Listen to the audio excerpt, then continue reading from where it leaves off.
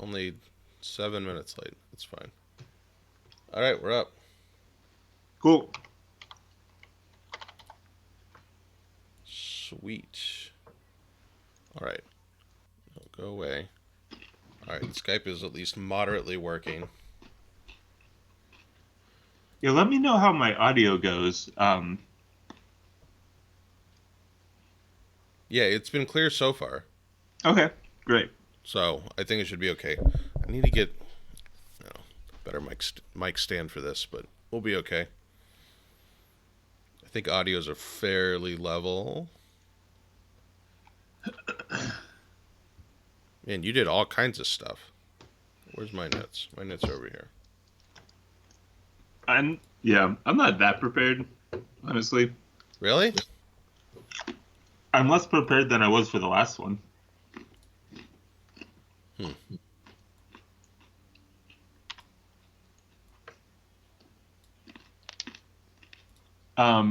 This is just an outline. So we're gonna do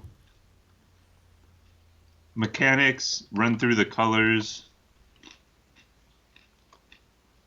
The mechanic. Okay, yeah. I didn't get super strong 2-color archetypes. There are a few.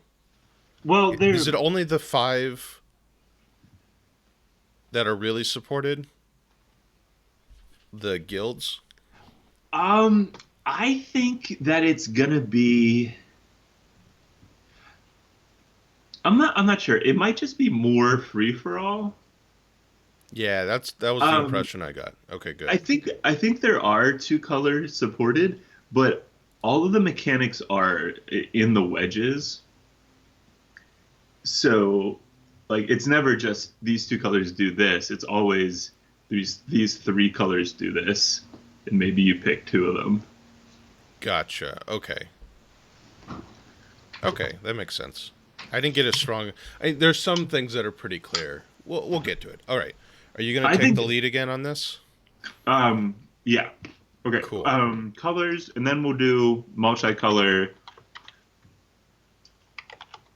We'll save that to the end because I don't have like preconceived notions going into this. So we'll just run through the colors, then we'll run through the multicolored cards, and there we'll talk about archetypes.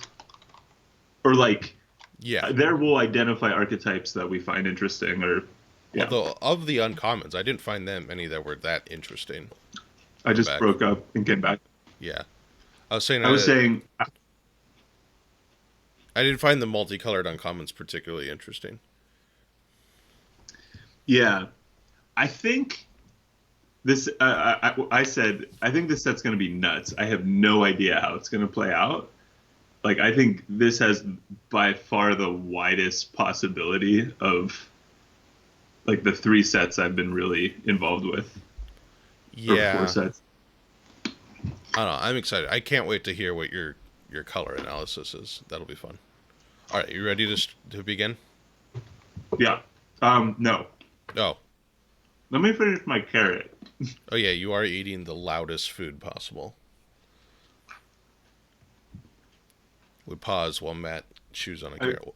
I went into the fridge and I was like, I mean, I can't really hear it anymore. well, because I stopped chewing.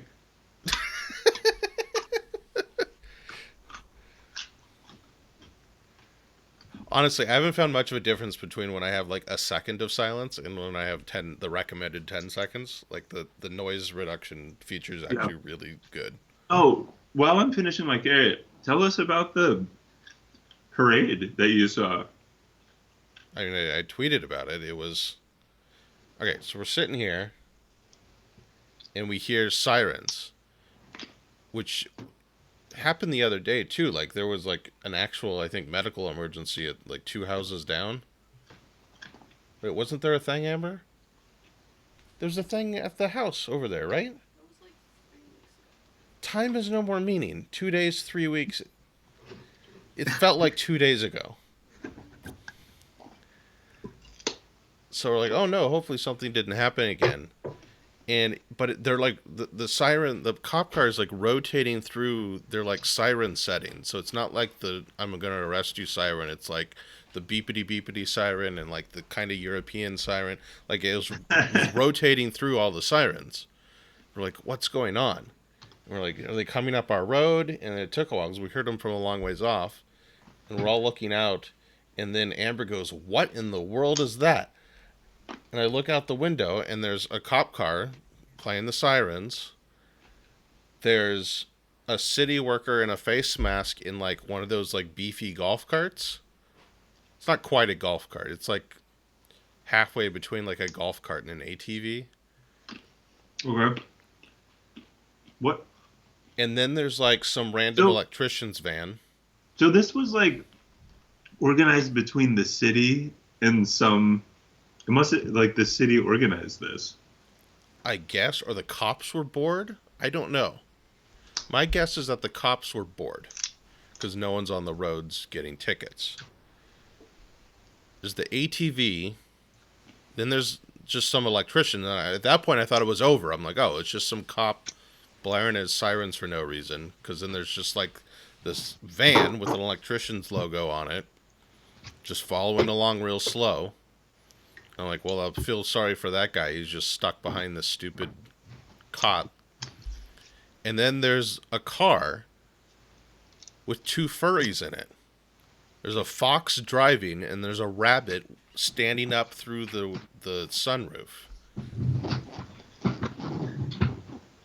And then at the end, there's like a full fire truck. Just like just a fire truck. Lights on. No siren on the fire truck, but full lights. The most striking thing to me is the combination of like city official vehicles and furries. It's like those are two things I would expect in a parade type situation, but never combined. I don't get it. I mean, the speculation is that it's like the remnants of some planned Easter parade. But why, like, middle of the day on Friday and not on Easter or on, like, this day before, like, Saturday, like today? Yeah, but why would you have a Good Friday parade? With an Easter bunny? I love how you, like, write out programs for these podcasts, Matt. You know what? I'm impressed. It's kind of a problem because, like, I spent a good half hour of my prep time just writing a little program. Before which was you even analyzed the cards? I just generated a bunch of links, which I could have literally just typed out, but instead I wrote a program to do it. Wait, that sounds fun. It was fun. Didn't tell me anything about the... Whereas I have 6 sets of windows with... Oh, wait, where's my 6th go? Where'd it go? Did I lose it? Or maybe it's just like it wrapped around. I have 6 sets of windows where I copied links to the card images. One in each tab. So I roll. Oh, just so you know, I'm having my Skype faces taking up like the top right corner of the screen. Okay. Not even not even a quadrant, like less than that, but the top right corner is kind of blocked. How does this look? Is this entirely too small? I could make the cards bigger. Oh, it's probably, I don't know, depends on how big their monitor is. It's pretty small, and I'm close to a fairly large monitor, so.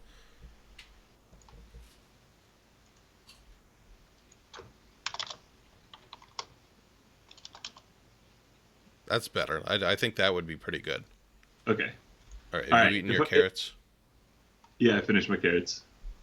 Only other before we go question. This is fine. So going down a color will be like... Yeah, sure. Cool. Pre-question.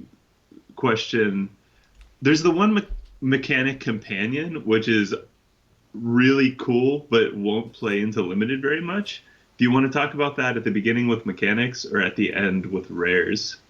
Let's talk about it at the beginning. Let's get it over with. Cool. Okay. Because it's really fun, but Yeah. All right. What do I have to say to start this? say whatever you want. You're in charge. Oh, I have to think about it. I always say, welcome to the Thoughtful Gamer Podcast.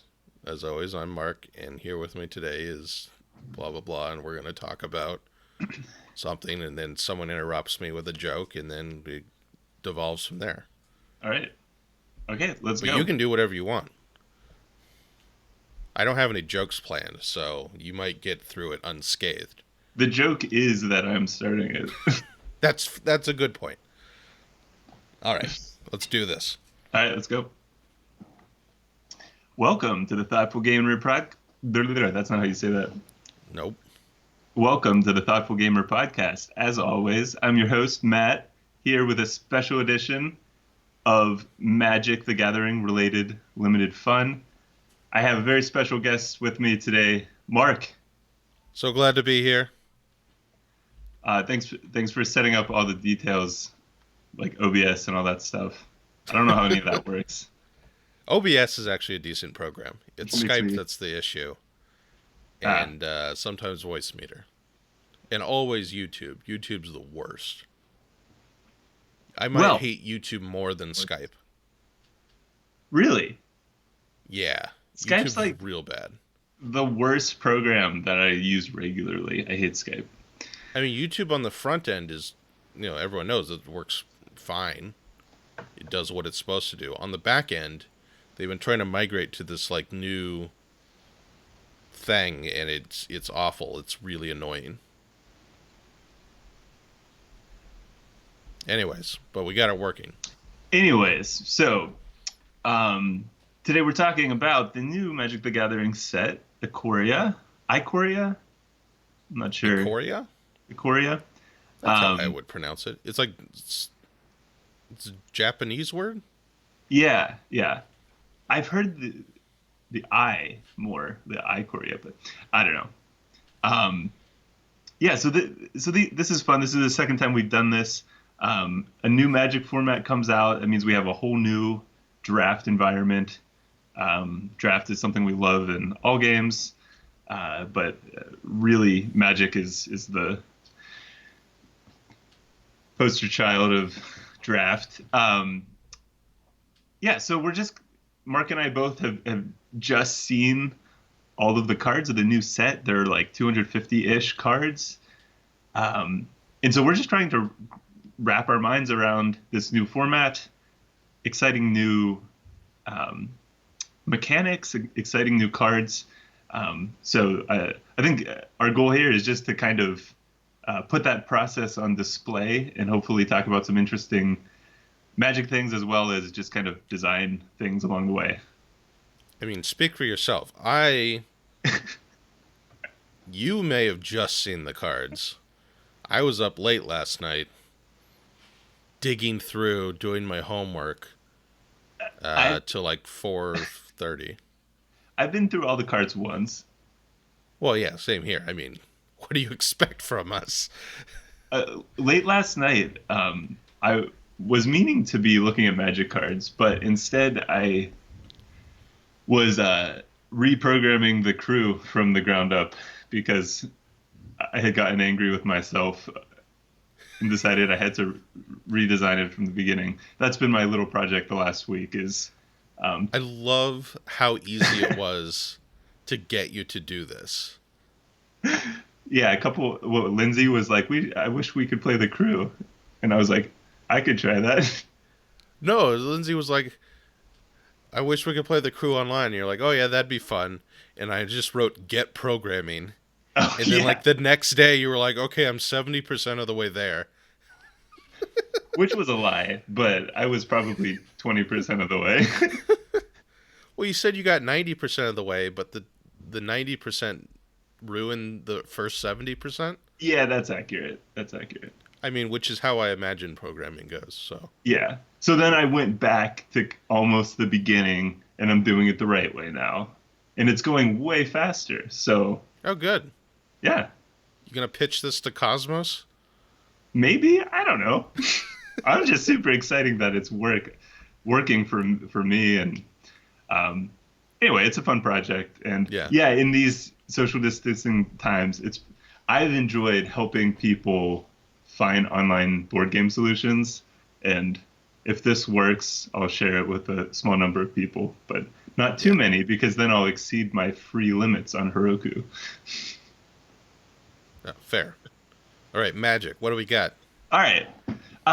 Yeah, so you want to start just by talking through the new mechanics of the set or the featured mechanics of the set? Yeah, so they're exciting. I really like them. This is nuts. Like the mechanics in this set are the craziest of any set I've been involved with, I You think. think? Yeah, I really do. I have no, or at least like I have no idea how they're gonna play out.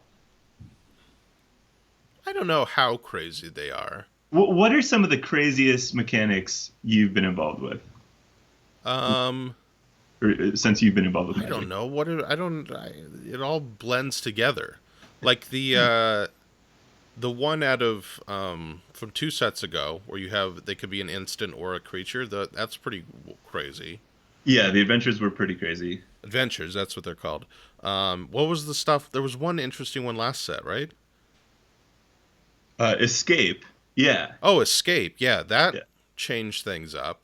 I mean, escape was such a great mechanic because it used your graveyard as a resource. So just the game management had so many more factors to consider Yeah.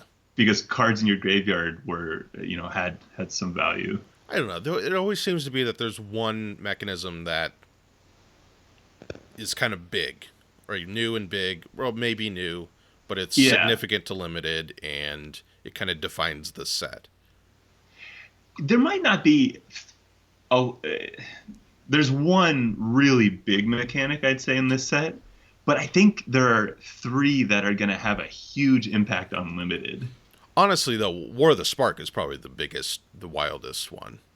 Just with all the planeswalkers, was That's true, that but probably yeah, changed the game more than any of the other mechanisms we've seen. and that was complexity just from the cards themselves. That too, yeah. Um, yeah. But anyway, let's get into this. So the first mechanic that we want to talk about actually won't factor into limited that much, but it Yeah, I will. didn't look through them particularly well, but most It, of them I saw would probably not be very feasible for limited. yeah. So this is called Companion, and basically, a card that has Companion you can cast from outside of the game, but your deck has to meet some kind of initial construction restriction, which I think is a super interesting idea. I think it's going to warp constructed formats. Have they done cards that require your deck to be a particular construction before? I I believe there are some individual cards that Okay. do say that. Because I remember at PAX I played with one that had that, but it was one of the prototype cards from the Chaos set. So I wasn't sure if that was a thing that existed in actual cards before. Yeah, yeah. It's funny. 2 sets after the mystery booster or the playtest cards came out, there have been like four crazy cards that are somehow implemented in real sets now. Yeah, no, it's really cool to see. Yeah, It's almost like a little preview of what could be. yeah, yeah. Yeah, which is neat. Actually, let's pause. I want to bring these up on the screen real quick. I don't have these ready to go. Do we need to bring them up? Let's just go. Let's just run through it and get to the ones that are more relevant. Okay. Oh wait, I have them. I should have done that before. Yeah, I'll put them here. Oh, there you go.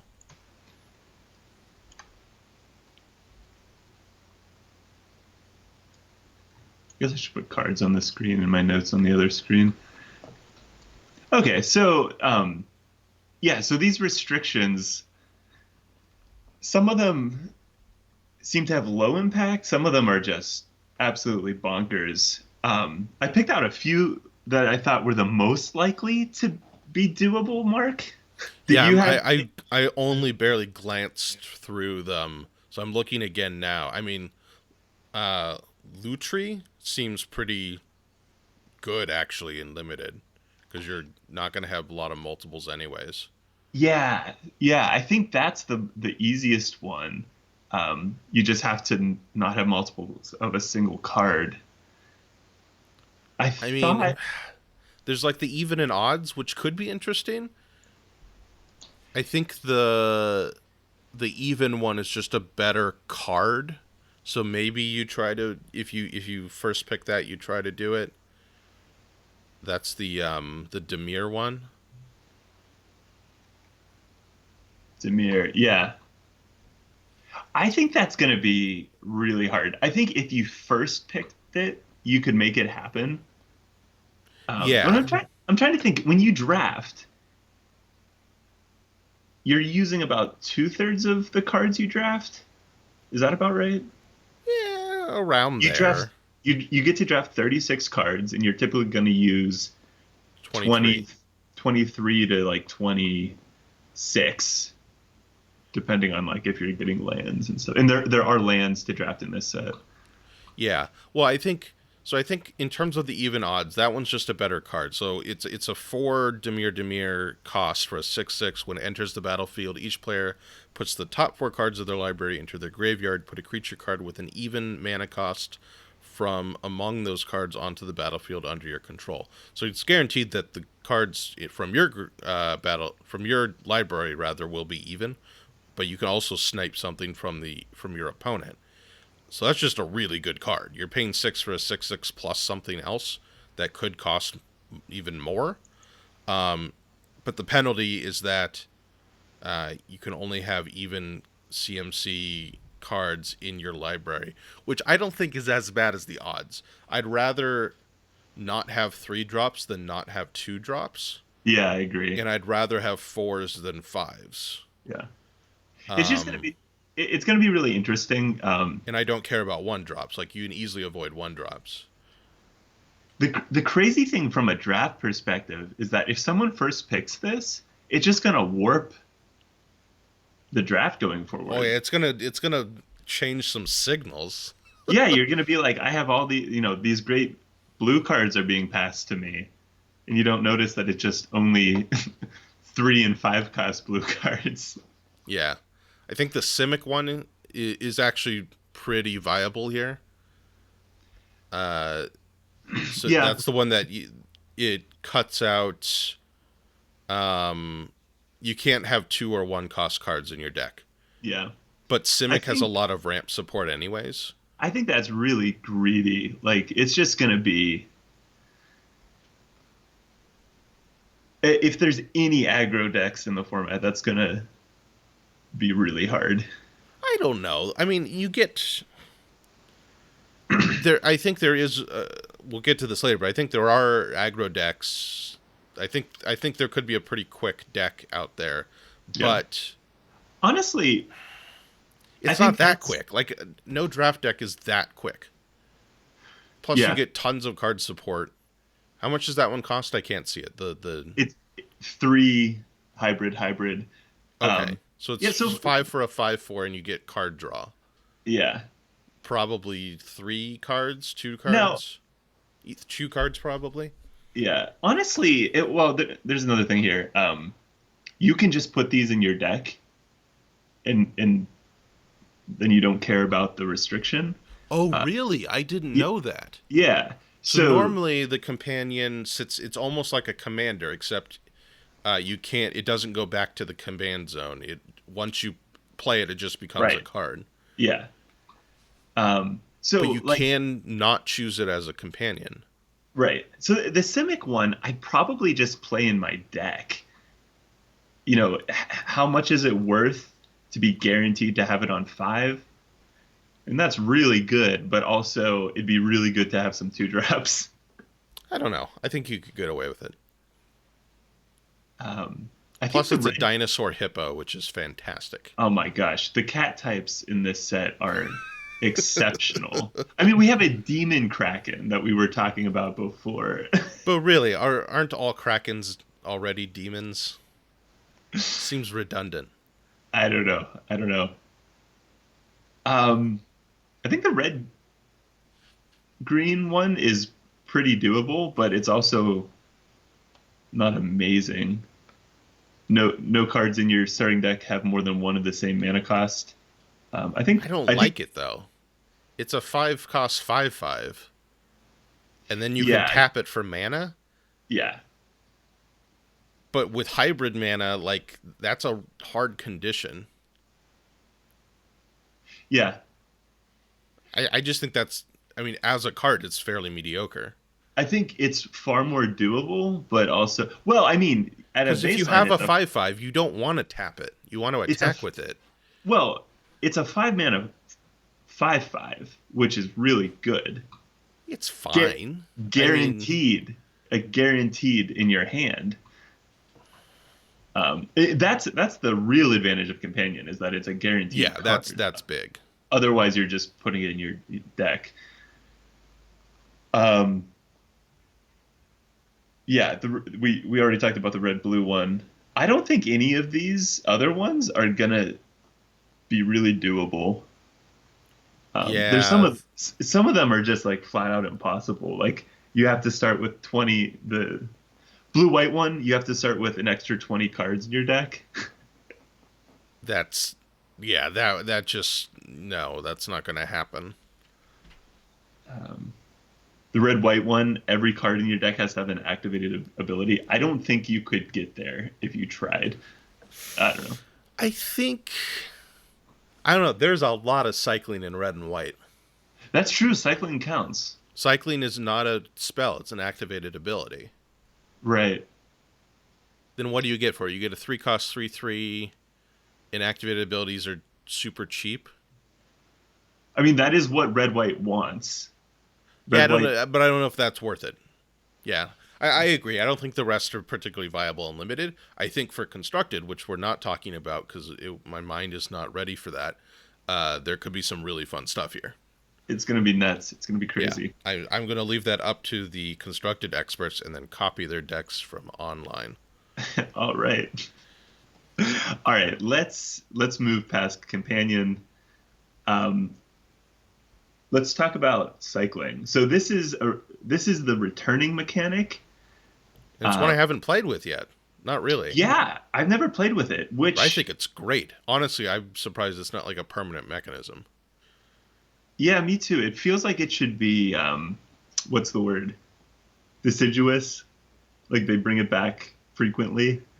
Wait, is that what they actually call it when they bring back cards frequently? Deciduous? Well, yeah, evergreen mechanics are in every set, and then Oh, deciduous mechanics are mechanics that they can bring back whenever they want, and it doesn't have to be a featured mechanic. okay. Yeah. Yeah, that would make sense. Because here, from a game design perspective, cycling is really nice. So what it does is that it has an activated ability on each card. You pay a small cost, usually 1 or 2. You can discard that card and then draw a card. And what it does is it makes conditional cards more viable and limited, which is awesome. It opens up more viable cards if they're conditional, and it's like a condition. So, like, think of like a destroy a flyer card, right? Yeah. Typically, you don't want to take that at limited because it's too conditional and it's too often a dead card. But if it's destroy a flyer and it has cycling, which I don't think exists, we do a plummet in this deck, but I don't think there's any. This is just a hypothetical card. Then if they're not running anything with flyers, there's a small cost instead of it being a completely dead card. So it like pushes these cards that would otherwise not be viable, specifically and limited, into perhaps getting viability. Yeah, and I mean, it kind of takes cards that would normally be sideboard material that you'd only bring in when you know it's going to be useful, and then just makes them main deckable. Yeah. And so in Ikoria, there are some interesting plays on cycling. Like some cards have an effect when you cycle them. Mm-hmm. And then there They're are other cards that have effects when you cycle anything. Yeah. Just off the top, well, we'll get to the cards when we get to them. It's mostly in white, I think. It's in all the colors. Is it? Okay. I think white, red care about it the most. Yes, I remember that. Which is going to be interesting because that's usually the aggro deck. So anyway, we'll get to that. Cycling's super cool. I wish it that's, was. I'm excited to play with it because I never actually really played with it. Yeah, it just again, I think that's a mechanic that really excuse me, ratchets up the complexity of decisions. Just they're more interesting decisions, which is awesome. Yeah.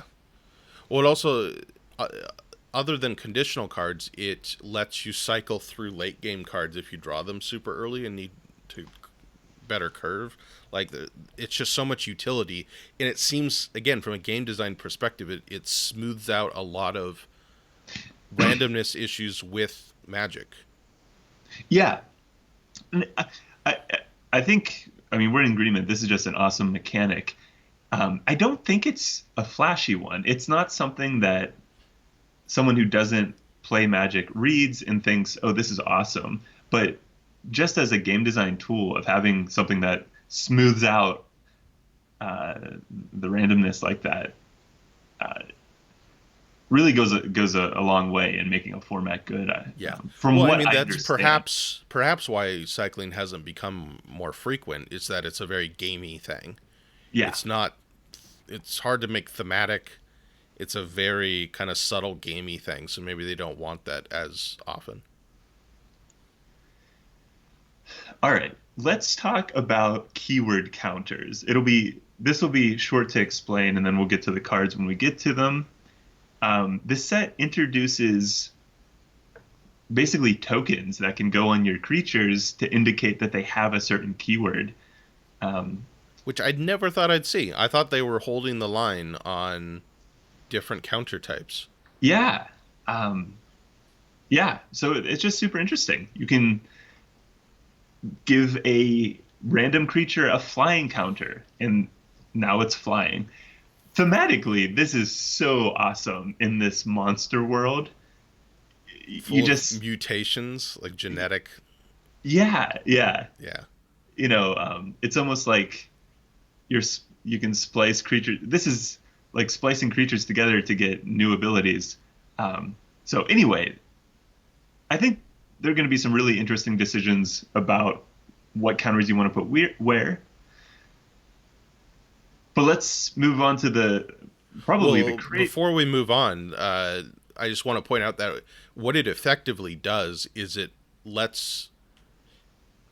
I think Magic is always fighting against the kind of weakness of enchantments. In auras specifically. And what this does is it's kind of a mini aura that doesn't require a whole card to spend on another card. You can have it. Yeah. Well, right. You can have a creature that actually acts as a creature that gives a little mini enchantment to another creature, which allows those kind of small plays to be viable, Yeah. whereas normally they're not. Even if it's like a one-cost aura, typically those aren't great because it's just a card that you're potentially setting up for a 2-for-1 if your opponent has removal. Yeah. Some of the big late game cards have a cycling cost that says when you cycle this, put a keyword counter on target creature. So I think that's a phenomenal way to make big clunky late game cards limited viable. Yeah, for sure. Okay, we ready to talk about Mutate? Yes, Mutate. This is the craziest mechanic. I have no idea how it's going to play out in the format. You want to take a shot at explaining this, Marc? It's like a creature combined with an aura.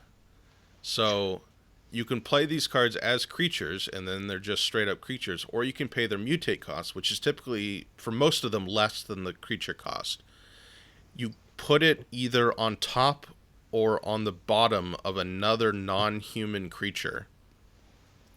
And whatever the top card is has its abilities and its strength and toughness, power and toughness, right?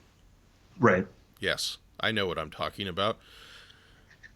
And then the card underneath, it just gets the abilities of that card. And then you can just keep mutating. Yeah. And then obviously there's stuff that triggers off of mutate, or there's a lot of things that when this thing mutates, so you can keep like triggering those effects, and you just kind of you get the power and toughness of whatever the biggest card is, and you get the abilities of all the cards that are a part of it. Or you can just play it as a creature. So there's options. Again, there's decisions there, which is really nice. But I have no idea how it's going to work. Did you notice that there's very little pure removal in this set? That'll be interesting to consider. I noticed that there's a lot of removal. What? But I think there's a lot of removal, but thinking about what you said, a lot of it is conditional or limited in some way. There's hardly any removal. There's like pacifism, capture sphere, and like one other. There's a bunch of counter spells. I think there's more than that, but there's like a pseudo murder card. There's capture sphere. There's pacifism. There's plummet, but that's only flying. And there's one white card that's like a big creature that kills a big creature. Did you look at the? Okay, yeah. As far as shape removal, black has less. Black has a destroy small thing. It has. There's just a lot of conditional.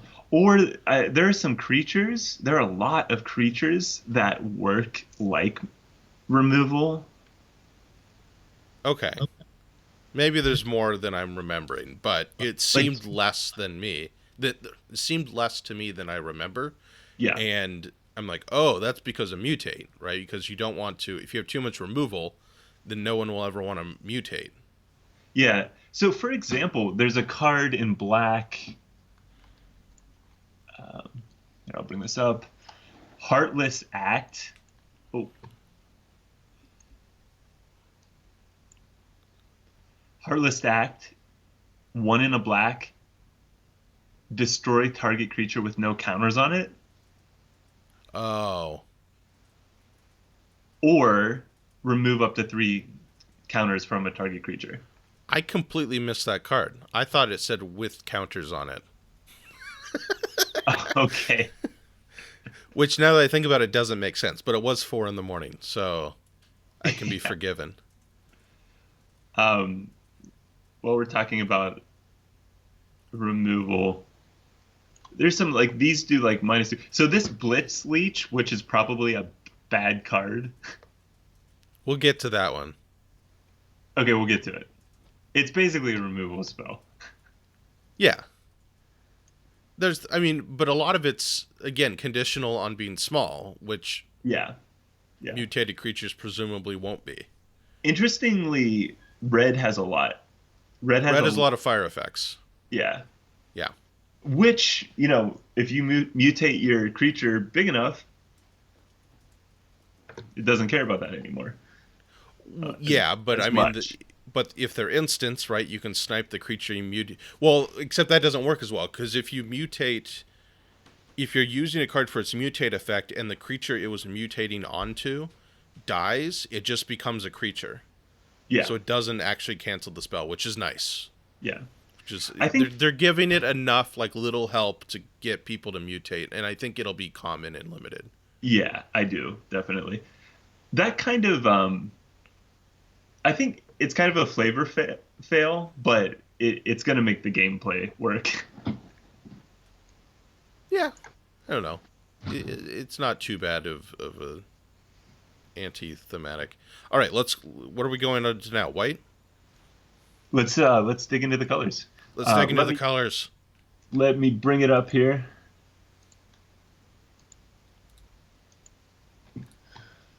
All right. Does that look fine? Hold on, I'm getting my stuff up. 1 second. Do you want me to do you want to talk through them by CMC or by The link I was using, or the thing I was using was no, stay on Skype. There we go. I mean Um, we can do either, but mine did alphabetical, so that's how I did it. oh, that is the worst option of all the options. Well, I mean, it was 4 in the morning.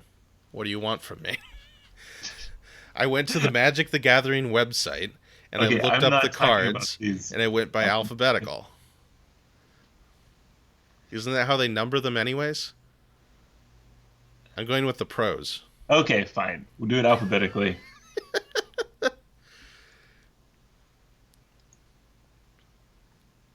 All right, I'll just use my OneNote document then, which is alphabetical.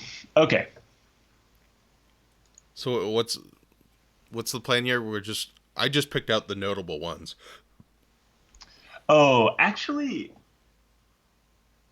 yeah, let's pause the podcast. I want to look through them real quick. Well, I mean, there's no pausing the stream, man. I don't care about people can listen to us think, but as far as a podcast content goes, Weren't you looking at these this morning? yeah, but I didn't. All right, we'll just go through them. You can point out some, and then I'll point out some if I see them. Yeah. All Yeah, right, I just so picked out what I thought was notable, and I want to see what you think is notable, because we typically think very different things are notable. yeah, yeah. Well, this is good. You'll help me figure out what I think is notable by telling me what. By the ones that I don't pick? Yeah.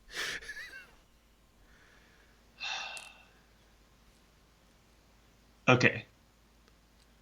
I guess I have these in alphabetical order, but it goes uncommons and then commons. Oh, okay. Wait a minute. I don't know what it is. It's just called Boneyard Lurker. Is that a white card? Oh, wait. Never mind. Never mind. Ignore me. Nope, I was looking at my multicolor list. That's a gold card. All right. Let's start over. Let's take a look at the white cards. Yeah. All right.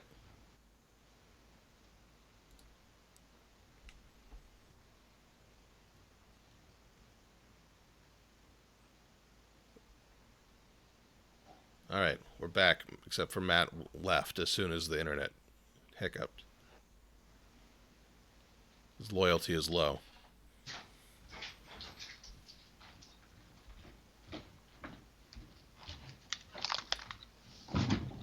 Okay. All right, you want to start over?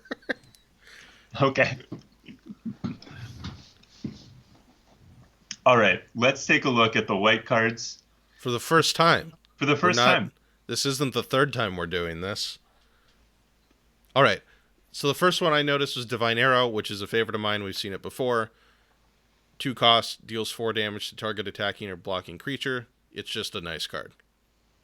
But as 1, which seems like a really nice instant. Yeah, this was the uncommon. Yeah, uncommon.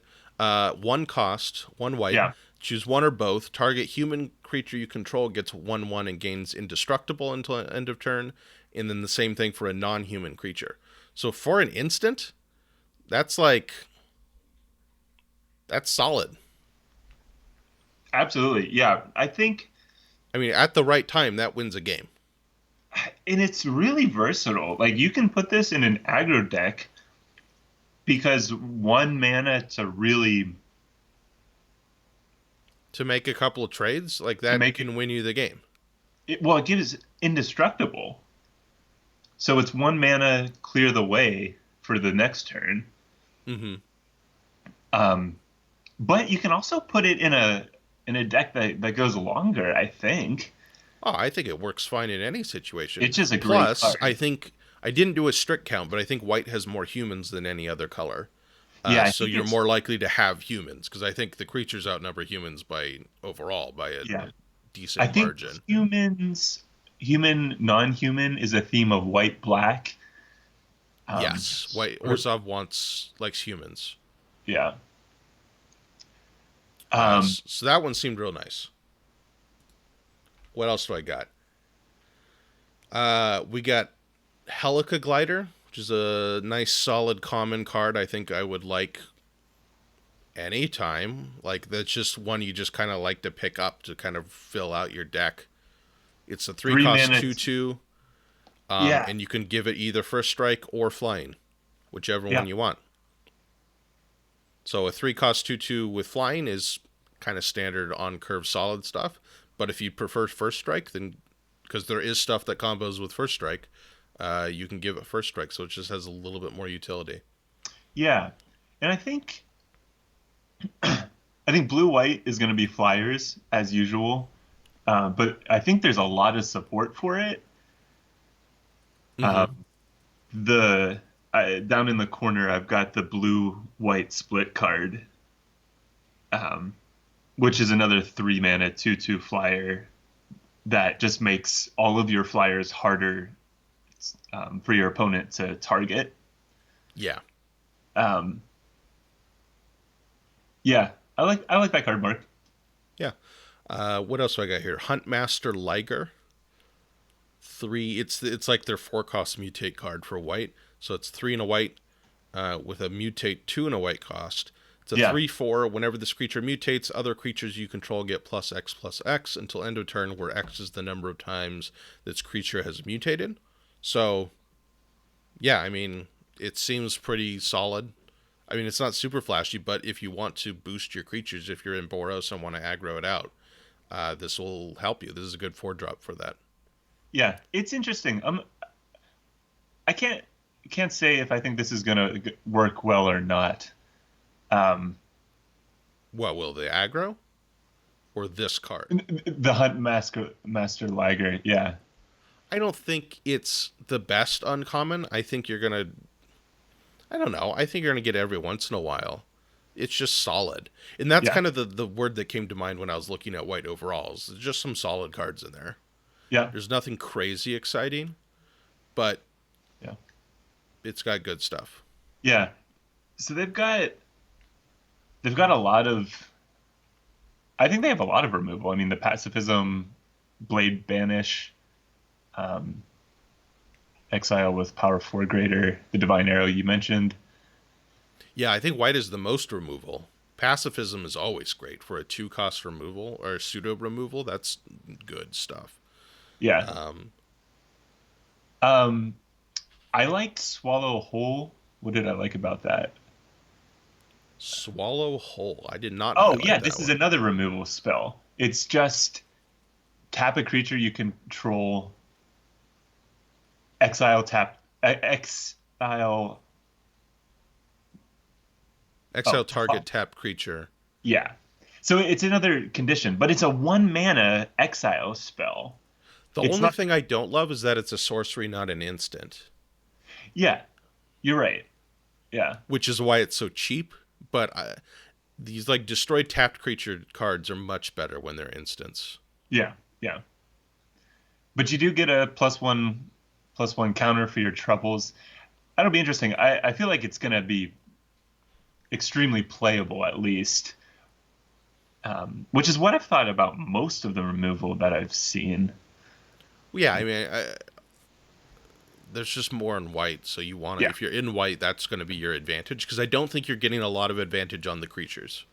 I think the no, creatures all seem kind of fine, but what you're getting out of white is more removal.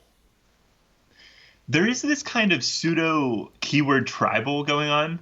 All of the hybrid cards have some benefit for keywords.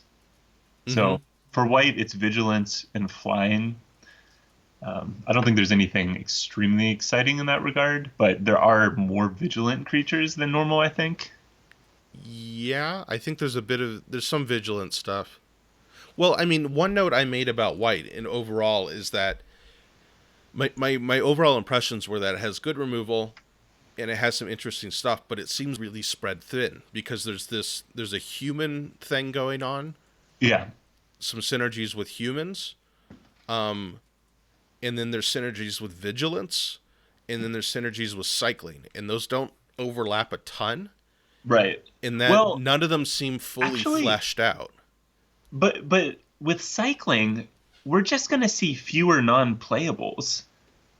So I think you're kind of right there, but I think you're going to get enough cards for your deck, regardless of which theme you're going for, which might help make all of the themes viable. I don't know. Maybe. I don't know. I think it makes it I harder mean, to judge cycling up doesn't front. help you with being mana flooded. Like, True. so, um, I don't know. It seemed a bit spread thin to me. But my favorite uncommon in white is Splendor Mare. It's just good. It's a two and a white cost uncommon, 3/3 lifelink, and it gives something else lifelink. Yeah. Like a 3 cost 3/3 lifelink is already good. Those are No, good that's stats, when you and then it gives cycle it, something Mark. else cycling, Mark. and it has cycling. No, no, no. It's only when you cycle it that you put the Oh, light I counter. misread the card. Yeah. So there's 4 in the morning. I'm sorry. there one of each color. There's a card that does this where, um, I mean, it's still a great card. 3/3 It's still lifelink fine. for Okay. 3. Well, I don't love it anymore now. It's disappointed me. I just think it's really solid. I mean, you're gonna Sure, but play. it's not great. Right, right. Yeah. Oh, and then the most interesting card in white. It again, we're only looking at commons and uncommons. Is Stormwild Caprador? It's a bird goat, which is great to begin with. Yes. 3 costs, 2 and a white, flying. If non-combat damage would be dealt to this card, prevent that damage. Put a 1/1 counter on it for each damage prevented this way. In Boros, there's like this you just start shooting it with your fire spells, and then it becomes this massive flyer, Yeah. which I don't is that good. You're not using it to destroy opponents, but if they can't handle flying, then you just keep pumping it with fireballs. Yeah, it's a weird card because it's not your traditional aggro card where, a lot of your if you're playing red white, you're probably aggro, and that's where Yeah, but it's like a late game. direct damage. If all else fails, you just hope they don't have reach, and you turn this into like a 7/9 flyer. Yeah, yeah, it's really fun. Although they probably have reach because of the keyword counters. Only if there was some in black. There's a little bit of reach in black, but there is quite a bit in green. Yeah. Sadly, or not Um, sadly, if you'd like green. yeah. Any other cards you wanted to point out?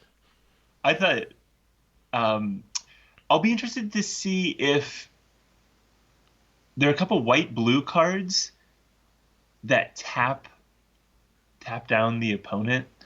That usually doesn't seem like a winning archetype or winning strategy. Um, so I'm What just tap downs curious. can be really good, especially with Mutate now. I think tapping stuff Yeah, will be strong. right. Yeah, it's. I think it usually falls short unless you really find kind of the right combination of cards. So Snare Tactician, 3 mana. When you cycle a card, tap target creature and opponent controls. So um, I don't know. That could be great. Maybe the blue white deck is just gonna finish off opponents by cycling and cycling for value basically. Yeah, and then especially if you're running flyers, right? If they got Yeah, one card with reach or one flyer, you just keep tapping it, yeah, yeah, and then all your flyers get through. So I think that could be very good. yeah. I think it's interesting because I don't think that card is good in the average format. So Correct, but I think it's better here. Yeah, for sure. yeah, yeah. Okay, so I don't have a super strong read on white. Let's go ahead and move on to blue. Yeah, blue, where we get flyers. So many Blue. flyers. We get flyers. We get a Leviathan. I think I mostly pointed out flyers because I was really excited by it. Yeah. Let's see. Blue has its normal. It has Capture Spear, which is a cheap pseudo removal. Well, it's 4, but it is flash. Oh, It's always good. It's four. always good. We've got the Flying Tribal. We have Lots of flying. we have a few more mutate creatures. Some interesting stuff there. Yeah. What did I point out here? So capture sphere is always solid. I like Dreamtail Heron is a nice solid mutate card. It's a Yeah, 4 and a blue common card. Flying 3/4 whenever, and you can mutate it for 3 and a blue. Whenever this creature mutates, draw a card. I mean, 5 for a 3/4 flying is fine. It's pretty good for a common to begin with, and then you yeah, get that on top of it. It's going to be good. yeah, That's going to be a really nice common if you're running flying deck. yeah. I think we're going to see a lot of this card. Yeah. Yeah. We get Along those Frostlings. lines, there's What's the. that? Oh no, that's a rare card. Sorry, I was thinking of the octopus. The that Oh, has the octopus flash. could be good. It's a flash mutate card, and when it deals combat damage, it draws a card. Um, Yeah. Frostlings is a reprint, right? yeah, that was in M20. Yeah, that was a great card. That was a really nice common. It's a 2 and a Yeah, blue for a this 2/2, and it taps a creature for 2 turns. yeah, this goes in that tap deck that I'm wondering if it's a thing or not. I mean, again, it's a common I'm picking up any day. Any day. I see it mid, late in a pack, I'm picking it up if I'm in blue. It's just Yeah, good. I don't know if I'm. It does tap it down for 2 turns, basically, like this turn and the next turn. Yeah, Yeah. yeah, that's good. It's good. Um, I'm curious about Glimmer Bell. I don't know if this is good. It's a 1 and a blue for a 1/3 flyer, and you can pay 1 blue to untap it.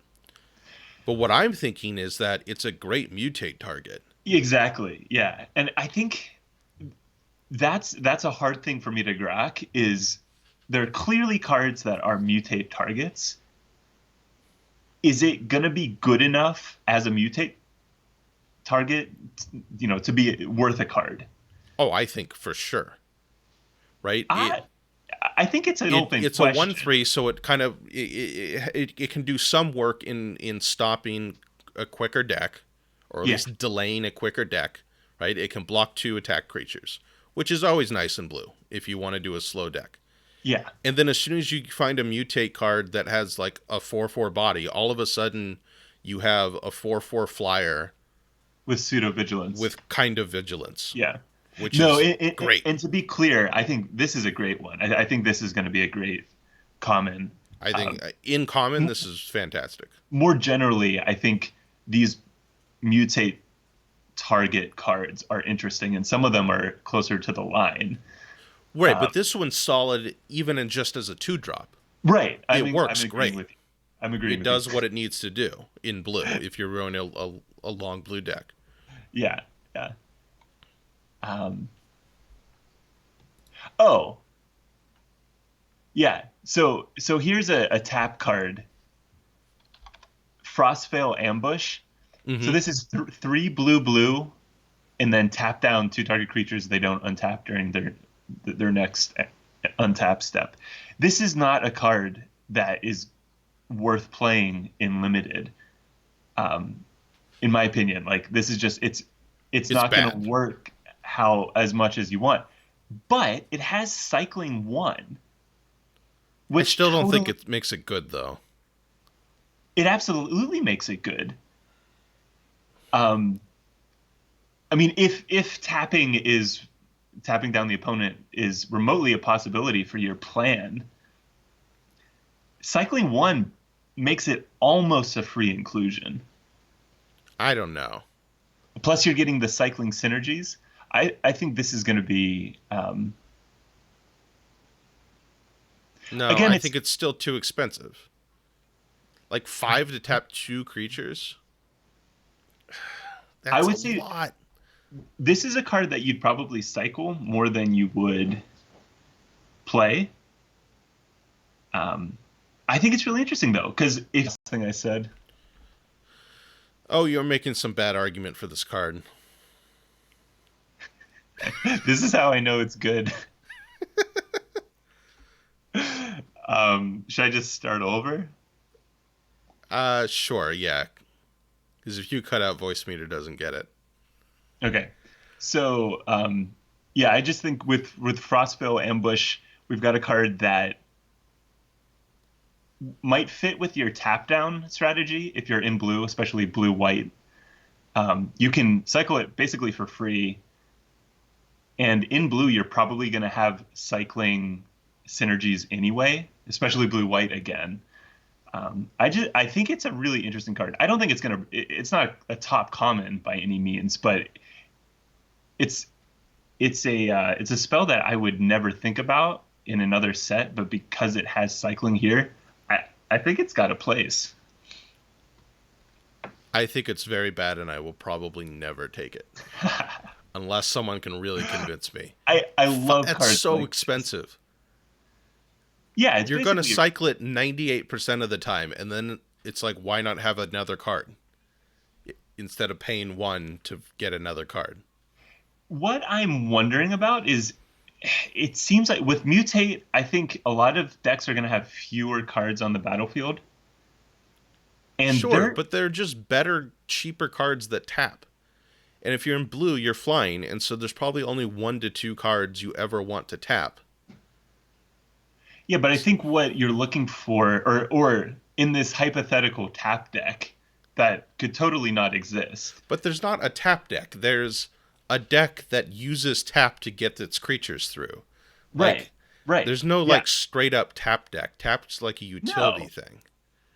No, no. It's just a deck that has to push enough damage, not by having a better board state, but by getting through by tapping stuff down. Um, I'm not highlighting it because I think it's a great card. I'm highlighting it because I think it's actually going to fit where it would not fit in other formats. Well, But I'll agree with you we that can it's better here than it would be in other formats. also, I'm curious to see how much cycling is worth. There's a chance that cycling 1 is going to be worth a card in a lot of decks. What do you mean? There are enough cycling synergies in white and red and blue cards that have payoffs. Yeah. That a card that you can just cycle it, get rid of at instant speed for 1 mana, is just an effect that you want in your deck. Maybe. Yeah. I didn't look too closely at that. It's 1 mana, draw a card, and then get your cycling triggers. Yeah. Similarly, neutralize. But it's not 1 mana, draw a card. It's 1 mana, lose a card, draw a card. Yeah, sorry. Yeah, no, you're right. That's a big difference. No, it's 1 mana, draw a card. It's like Opt without the scry. It's a card that replaces itself, is the point. Sure, yeah. Neutralize is 1 blue counter target spell. You might play that. You probably play that, but it has cycling too, which makes it even better. Yeah, for sure. I love the cycling on the counter spells. That's going to make it fun. Yeah, I definitely wanted to highlight Boon of the Wish Giver. What do you think about this? Oh, a 4 blue, draw 4 cards with a cycle? No, I think if you're going for draw, you get Of One Mind. Of One Mind, if you control a human and a non-human, is a 1 blue, draw 2 card. It's uncommon. That's just better. Because 3 costs to draw 2 cards is already fine. We like that already. But it could be a 1 cost draw 2 cards. Yeah. I think every blue deck wants 1 Boon of the Wish Giver. What? Yeah. That's what I think about it. No. I think What? this is what makes cycling so good is if it's in your opening hand, you just draw another card. If you top deck it, on turn 8, you drowned your opponent in card advantage. Right, but I think cycling is fine if you're going to cycle even like 60-70% of the time. Cycling, you just rather have a different card if you're cycling it 95% of the time. Well, what percentage of the time do you think you cast Boon of the Wishgiver? 5% of the time. I think anytime it's in the bottom half of your library, you're not going to get there. You're not going to get there. It needs to be in a particular sliver of your library. Yes, otherwise, you're just wasting a mana. The reason that those kinds of cards are bad is because if it isn't in that spot, it's a dead card. Cycling 1 basically makes it a free inclusion. It's only 1 mana to correct the issue of it, being there when it's a dead card. Right, but 1 mana early in the game is a lot. All right. I think I'm going to value the cycling cards more than you are. You're making cycling to be this like magic wand, right? No, what if no, you no, could, no. A third Marc. of the time you're going to cycle into a land you probably don't want. Like, it's an uncommon, Matt. It doesn't make the card, game breaking. It just makes the card so that it's never dead, which is the more important thing for your limited. Well, no, deck. it's only pseudo dead. No, it's 1 mana. Pretend that this card wasn't dead in your deck. Unless you pay a cost. 1 mana is that cost. Yeah. Okay. Yeah. Let's agree to disagree. I think I am. I mean, maybe have you played in a set with cycling? Like, actually, like No. real played? No. Maybe. I mean, one of us is wrong here, but I don't think it's that good. Well, maybe we move on. I'm maybe not coming down we on admit this. ignorance. I could be wrong. I'll admit that. I could be wrong. But given the way they're valuing like the cost of things with cycling, I don't think I'm that wrong. It seems like it's a little boost. It's not like it's every expensive card is now viable. Yeah. Like I would take almost every other uncommon in blue over that card. Wow. I would not take Escape Protocol. Escape Protocol is just not good. But every other uncommon I'm looking at, I would probably take over that card. Yeah. Yeah, I think you're hugely undervaluing it. All right, we'll find out. We'll find out. We will. All right, what else did I like here? Oh, what did I write here? We got to point out Pouncing Shore Shark. Yeah, I was horrified. I thought I was hallucinating. This art is absolutely terrifying. This is one of the most disturbing things I've ever seen on a Magic card. Wait, are you talking about mechanically or just the idea? No, the art. Look at that thing. This exists. That's what? It's like a great white shark, except it has really buff human arms and hands. Well, the hands aren't human. The hands are like a cat. The arms, those are like human triceps. Beast hands. It's like beast arms. Just imagine a shark. And the worst part is that you don't see the bottom third of it. There's just like a human torso, and then it goes off the art. What's underneath there? Are there legs? I mean, this could just be like the end of a weird tentacle of a kraken down there. We don't know. It could be a finger puppet. We don't know. It's the most horrifying art I've seen until we get to one of the other colors, and there's something maybe even worse. Yeah. Anyways, I thought it was a good card, I think. I don't remember. All I wrote on my notes was nightmare material. Yeah.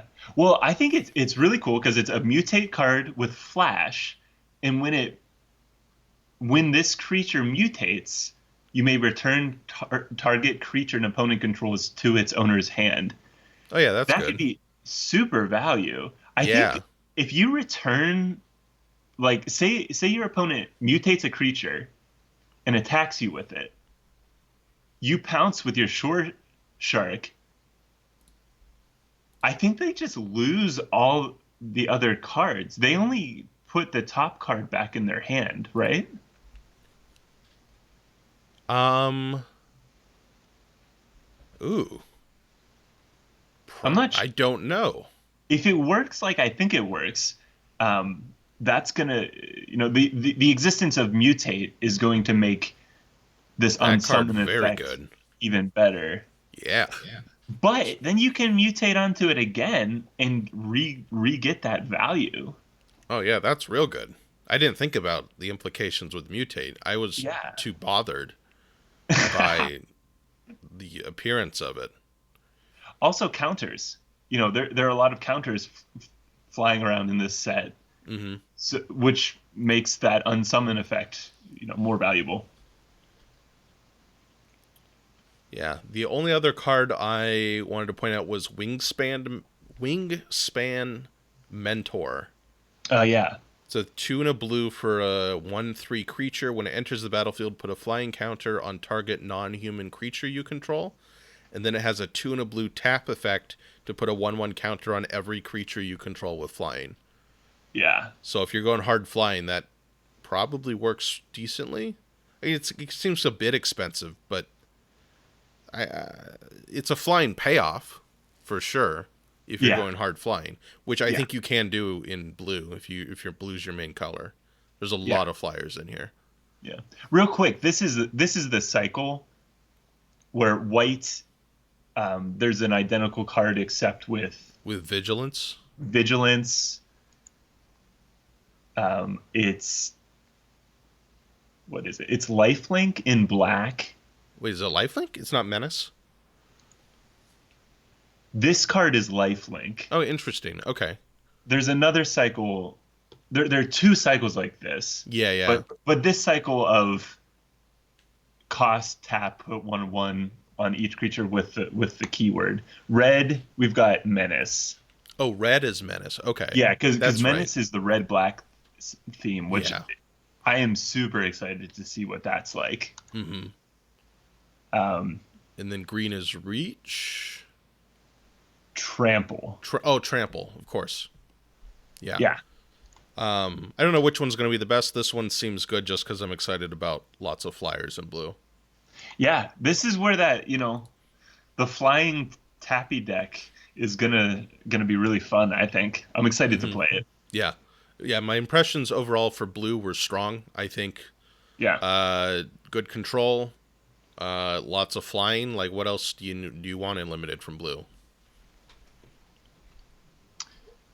Just go over everything and stop their flyers and reaches from being able to touch them. Yeah. Oh. Startling development. 1 in a blue. Till end of turn, target creature becomes blue serpent with base and power toughness 4/4. Oh, why didn't I write that one down? That's very good. Yeah, it's basically a removal spell, and it also has cycling 1. It's like a blue giant growth.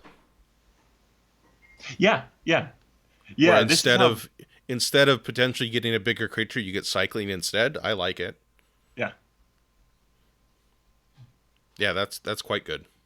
Thieving Otter, we should point out, 2 in a blue for a 2/2. When it deals damage to an opponent, draw a card. Another one of those mutate targets. Yeah, you want another that to be mutate bigger. target, I think. Well, especially in Simic, if you can give it trample. Give it trample, give it flying, just give it any kind of evasion. Yeah, and you start getting card draw. That'd be good. Yeah. Yeah, I think blue's strong. Yeah, I'm excited for blue. We got some big butts in blue, too. We got an 05 turtle. We got a 1/6 crab. Matt, your obsession with these big butted turtles and crabs and such is worrying me. I'm only excited about them because our friend Bubba didn't see the incredible value Of a 4-cost 1/6? No, no, no, no, no. That's an awful card. No, of I don't know, Matt. You seem like you're a fan. That the was like the last first card you spoiled, the or you threw it in the was Slack. it was not, and I only did that to make fun of Bubba. Okay. No, the last format had the O5 for 2, and it had Flash. Right. And it was really good in a very specific deck. Oh, And right. And you made that deck one time, and Bubba got mad at you, and you like won. Did you go 7-2 with it? that's the one I went 7-1. 7-1 with your turtle flyer deck. Yeah. And to be fair, I had like 2 turtles in it. It filled a kind of a spot that the deck needed. It needed to play at instant speed, and it had just a ginormous butt to prevent all of the damage. It was wonderful. Okay, let's move on. Stupid turtles. Where are we on now? Black? Yeah. Okay, so I'm gonna guess that whatever creature was more terrifying than the shore shark will be here. I don't remember. Okay. Hold on, let me check. Because No, it wasn't terrifying. It was just it was like the one of the worst art I've ever seen. okay. It is in. Where is it? So each Oh yeah, it's in black. It's in black. Okay. So each color has one, I don't know what they're calling it, but a creature type that is specific to it. And it's interesting.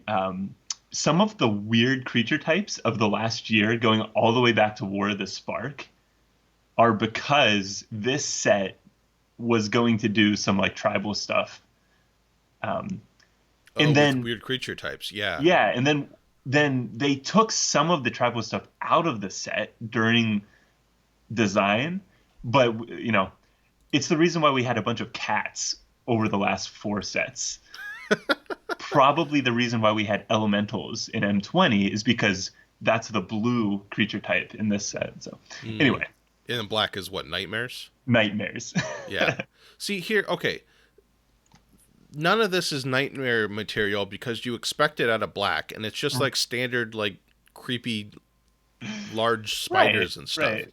Like none of this is terrifying. That shark is the scariest thing I've ever seen on a Magic card.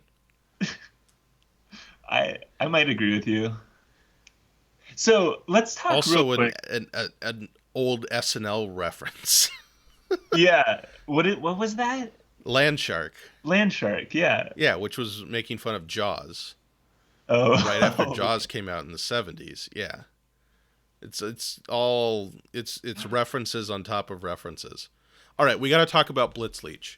That's the first thing I highlighted.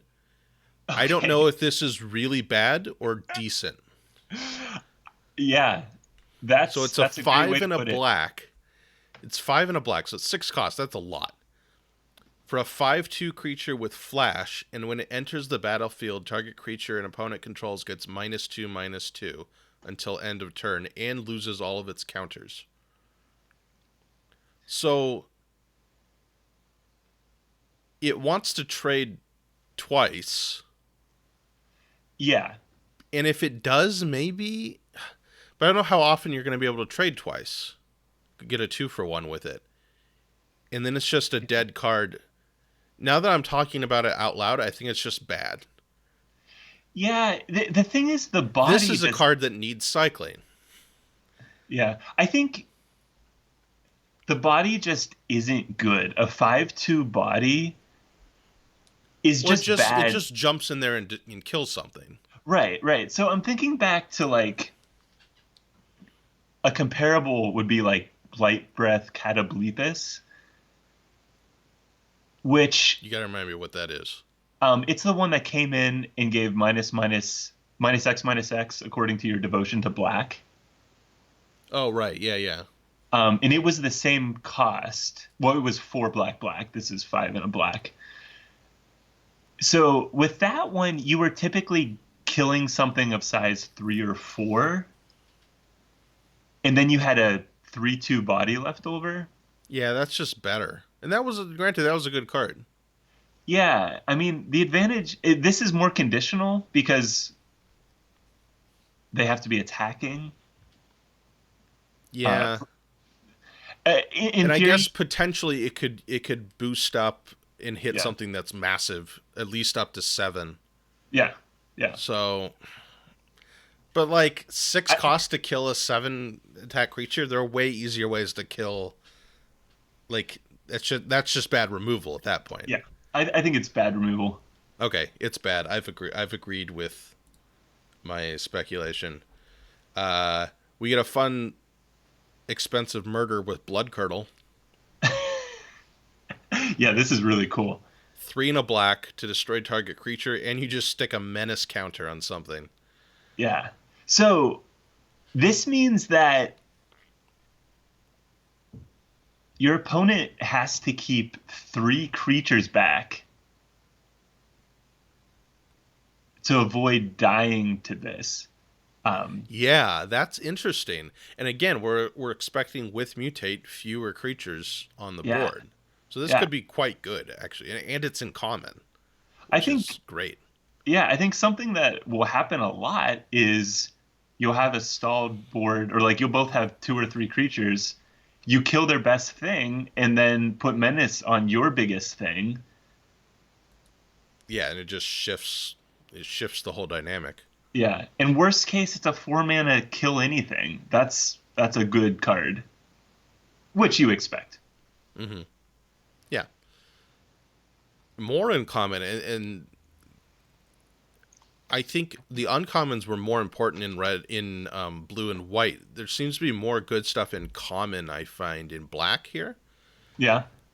We Cavern Whisper is just a solid common card, and I think this is part of a pseudo cycle, and the other two so far were uncommons, but this one's common, and it compensates by being a bit more expensive. So it's 4 and a black for a 4/4 with menace, and whenever it mutates, and each opponent discards a card, and you can mutate it for 3 and a black. I think that's great. Yeah. That's precisely what Black wants to do. That's a solid 4 or 5 costed card in black. Yeah. I don't know. I'm not sure what I think about this. I think you probably care about the body more than the mutate. So unless you have a really good mutate target, I feel like you're gonna cast this for 5 and just get the 4/4.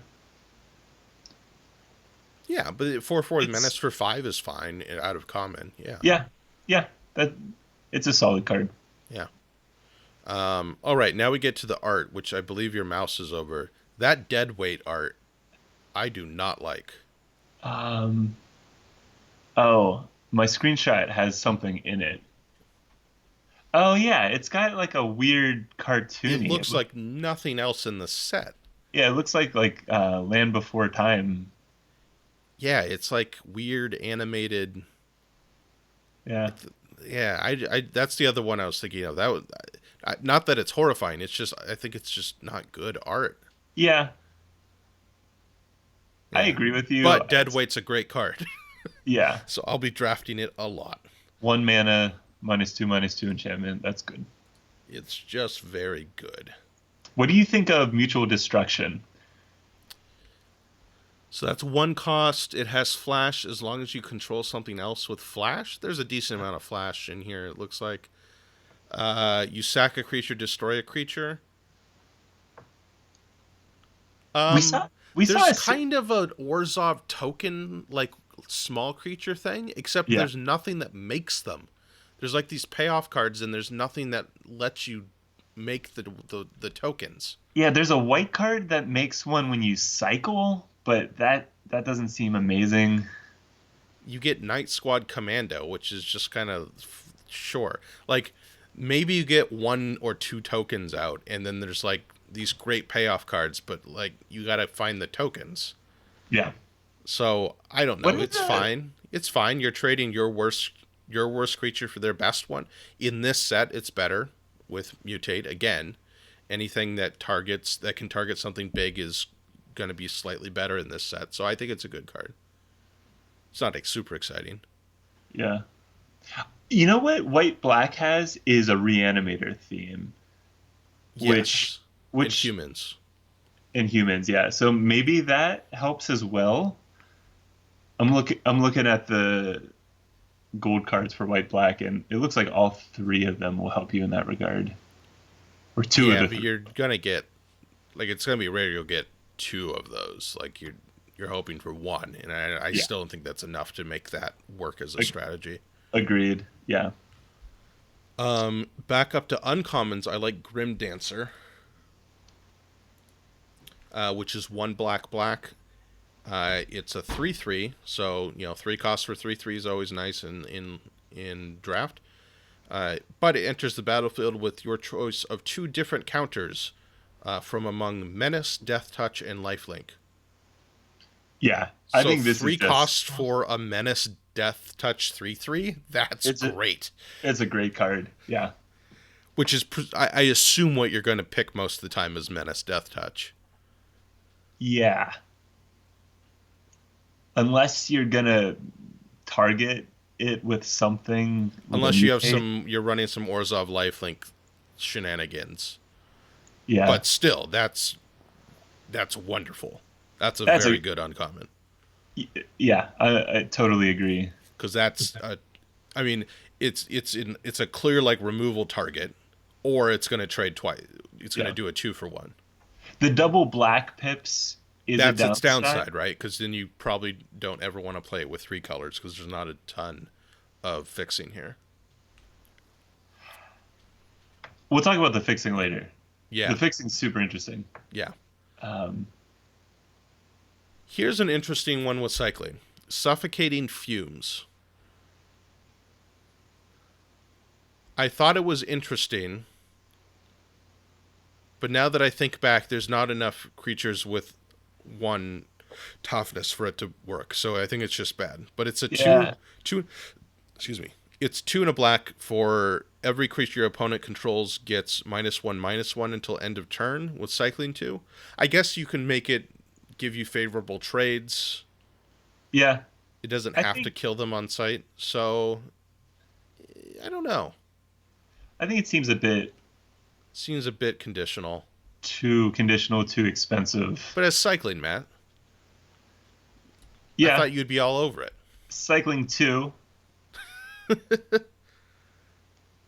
Yeah, I'm just like for the thing to okay, so using your metric, how many It doesn't have to be a trade. Maybe it's a trade and then you sure. upgrade it to you kill them. So I don't Yeah. know. Yeah. I Okay. I think it's us talking about cycling kills the internet. Oh, is that what it is? I think so. Well, maybe the internet gets an idea and it's like, oh, I want to cycle. Yeah, exactly. We've figured it out. Okay, I just want to point out that drawing 4 cards is amazing. But it Um, costs 6, Matt. yeah, And it but has 2 the blue way that manas. the cycling balances that is worth it. On this I thought we card, agreed to disagree on this. what's that? You're going to keep bringing this card up, aren't you? Well, anytime you make a bad argument about cycling, you just got really quiet, Oh, did that thing happen again? and now you're loud again. Oh, okay. We just can't talk Now it's about the cycling. voice meter cycling. I don't know, Matt. Nothing. We're in a brand new world. Everything's quarantining and cycling. Let's move So on. let's move Black on. seems fine. I just It's got good commons. yeah, I think it's not going to be as great as it was in Theros Beyond Death, which is a good thing. It Agreed. was it was crazy good there. Um, I just want to say that I adore in general the artwork and theme of this set. Like the monsters are just amazing. We're getting crazy creature types. I just love it. Yeah. Oh, I completely agree. I think it's really great. The nightmares look it's like a combination of they're terrifying, but also they're just like the coolest monsters. So, Except um, for that deadweight monster. Maybe that's why they're deadweighting it. yeah, It's like, you don't no. belong here. Well, it's not a black monster. It's something else getting dead weighted. It's something from like an entirely different universe. Yeah, It doesn't fit with anything. yeah. Okay, let's move on. Let's do red. We got two more colors to get through. All right, I was gonna like sneak into this, but I'm just gonna say it. I love red in this set. Okay. I love it, love it, love it so much, and I cannot wait to draft red. I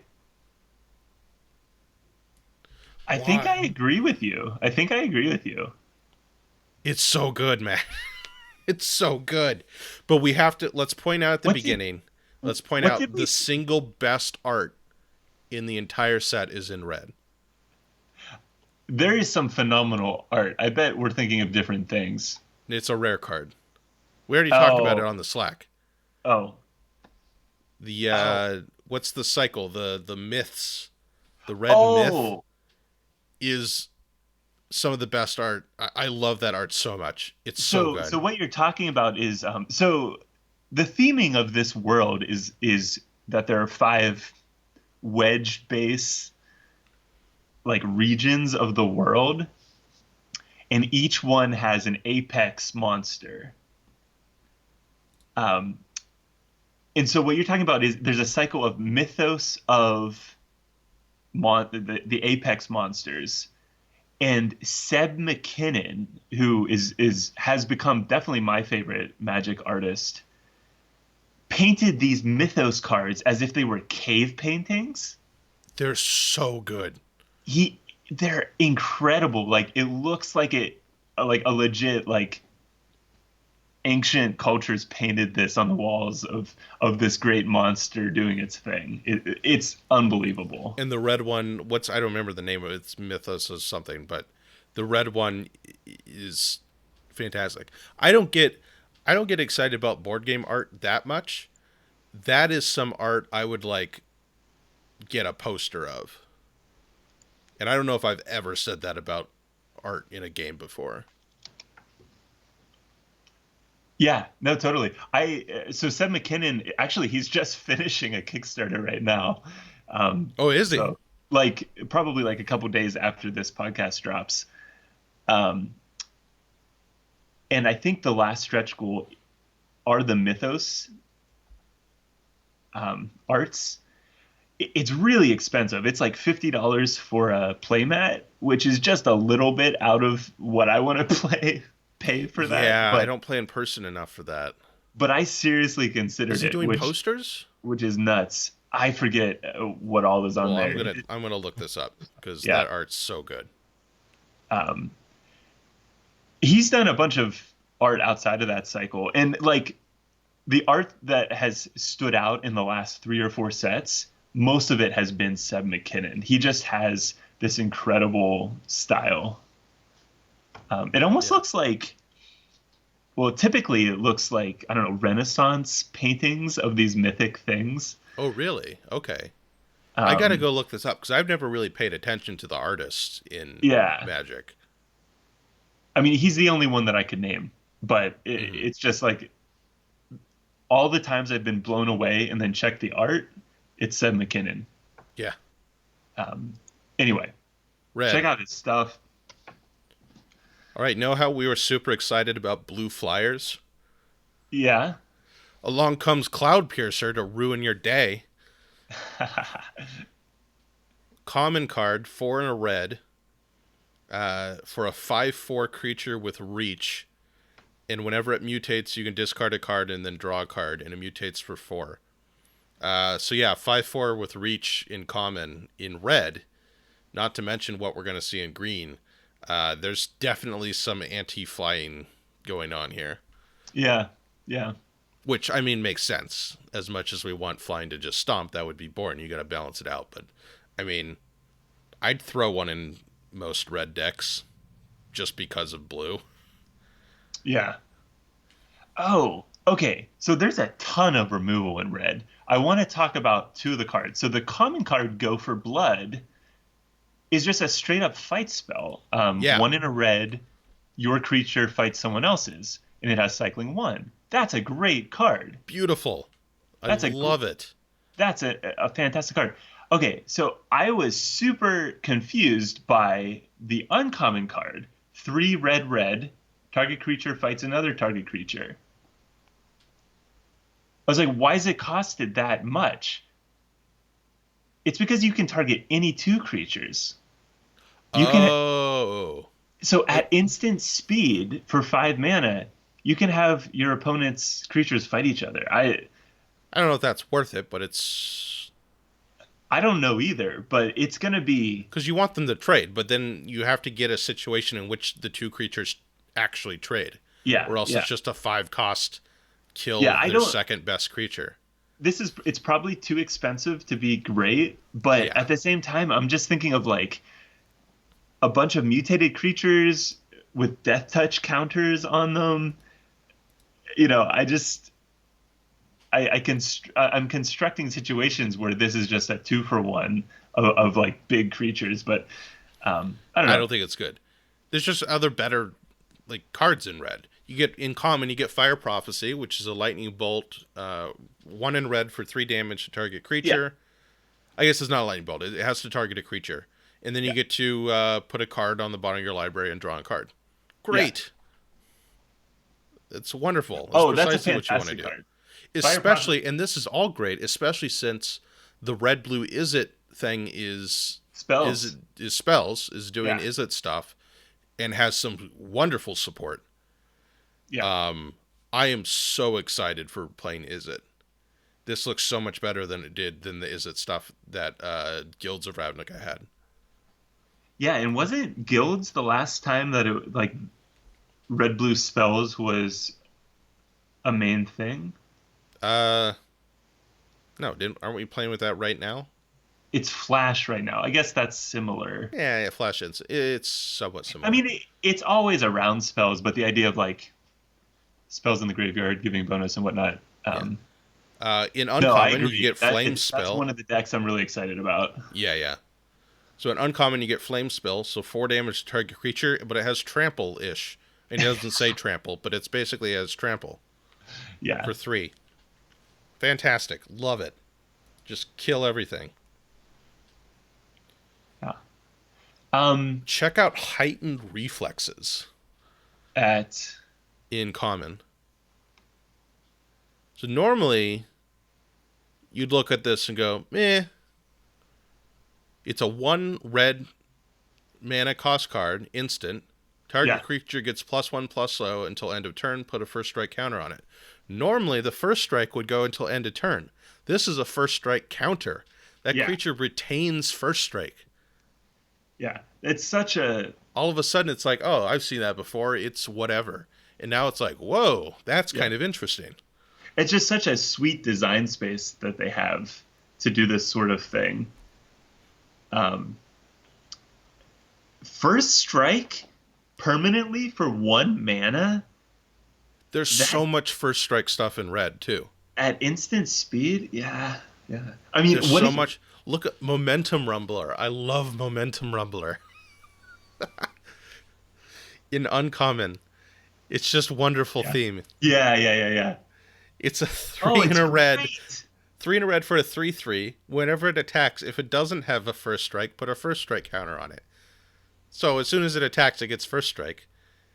And then whenever it attacks, if it has first strike, it gets double strike until end of turn. So then you're paying 4 for essentially a 3/3 of first strike, and whenever it attacks, it has double strike. Yeah, So that's fun. that's great. And what a mutate target. Oh yeah, Now you can mutate stuff onto that to give it something even better, double strike. yeah. Or give it double strike with like trample or lifelink or like Is that's the first strike and double strike Red's answer to just generally taller creatures in the set? yeah. One, Yeah, it helps aggro out and win the early game stuff so red can have a board going into the late game if it yeah. hasn't won by then. Yeah. Yeah. Red is really exciting. I Speaking feel of, like look at Prickly Marmoset, just an innocuous little monkey. What's that? A monkey porcupine combination? there's some great combinations. Two in Yeah. a red for a 2/3. So you're like, meh. Whenever you cycle a card, it gets +2/+0 till end of turn. So then it's a 4/3 whenever you cycle. That's fine. But hold on, wait a minute. It's got first strike Yeah. just out of the gate. Yeah. Yeah. And what if you have one of those big creatures that cycles and drops a keyword counter, right?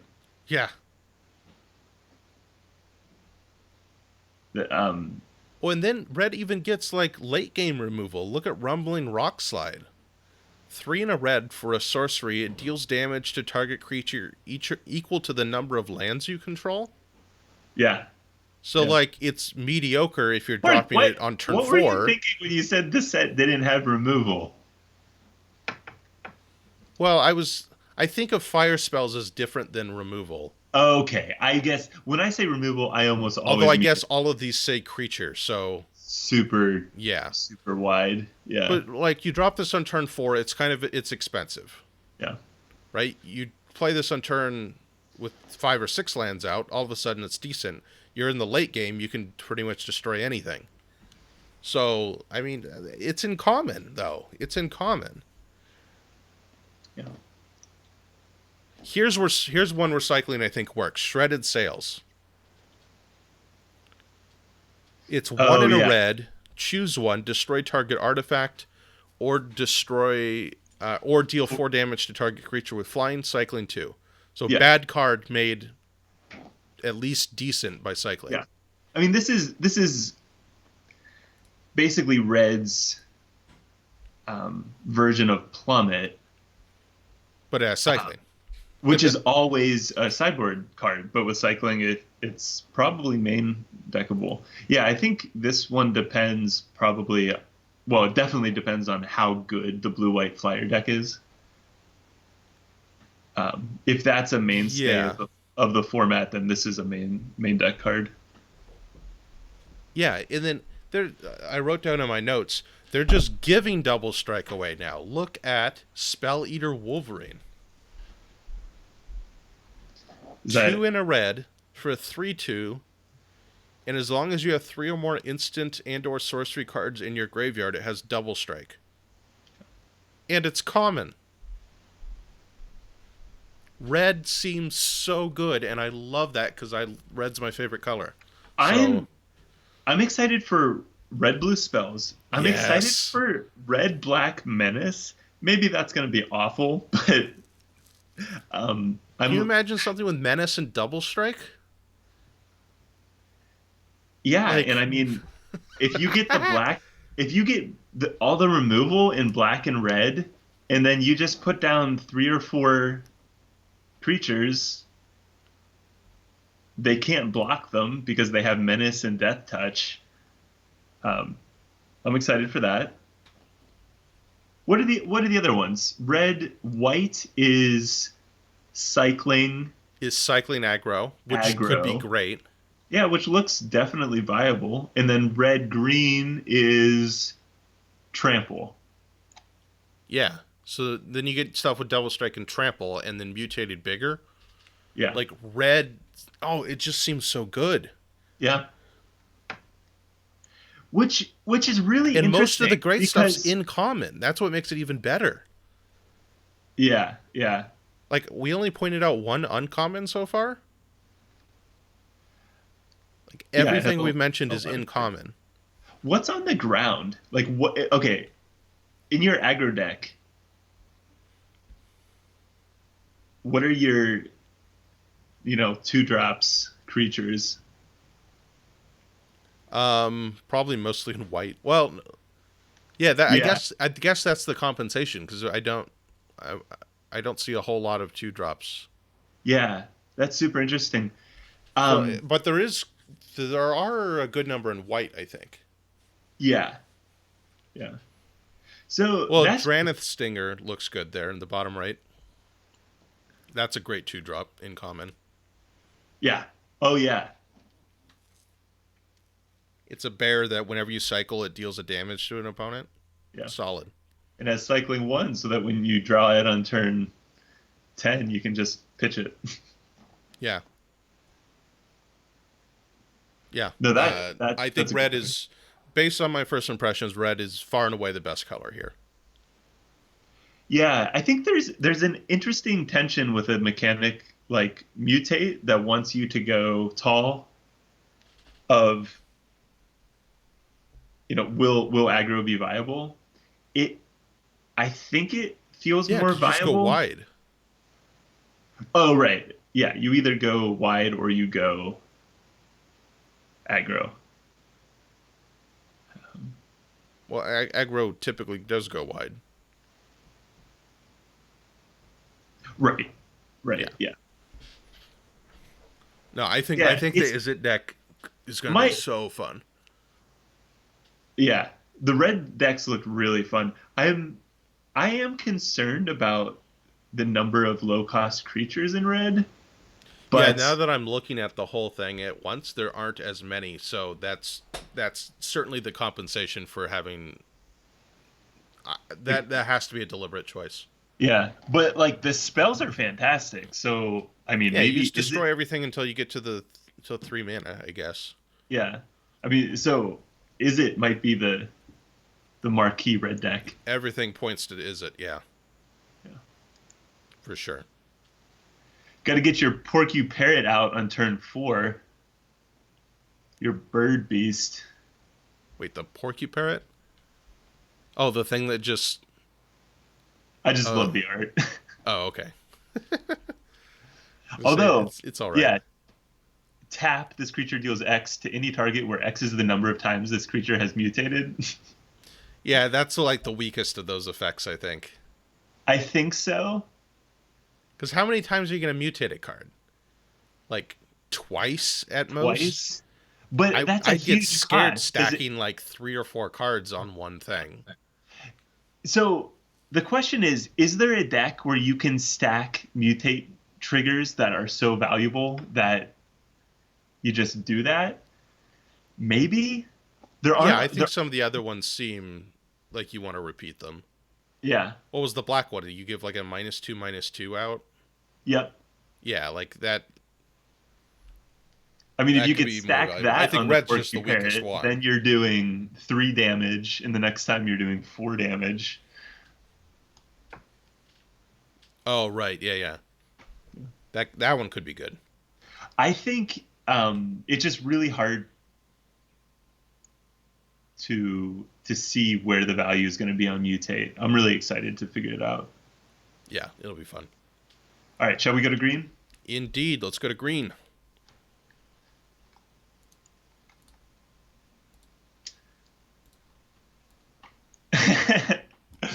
Exuberant wolf bear. He's coming. Look at that guy. Wow, it's a chubby wolf. That's a chonker, I believe. A chonker? Is that the nomenclature? I think so. Oh man, I love the colors in the art. It's just like these green. Oh my gosh, look at the almighty wag. I think it's a Yes. reprint. Look at that guy. Just look at him. He's like the ugliest porcupine looking thing. But look how confident he looks. He's just walking by all the other animals are like, what's going on here? Oh yeah, and they know it. Oh, Do look you at the think that's a good flavor. card? Look at the art. Or look at the flavor text. Yeah, yeah. Laughed at the brushwag. Hunter's expression meaning died unexpectedly. Okay, so we got to talk about this. It's a 1 mana, 1/1 with trample. That's weird. But then it has an activated ability, 3 and a green, +3/+3 till end of turn. What do you I think mean, about it's that? not good. You know what it is? It's a Funny. mutate target.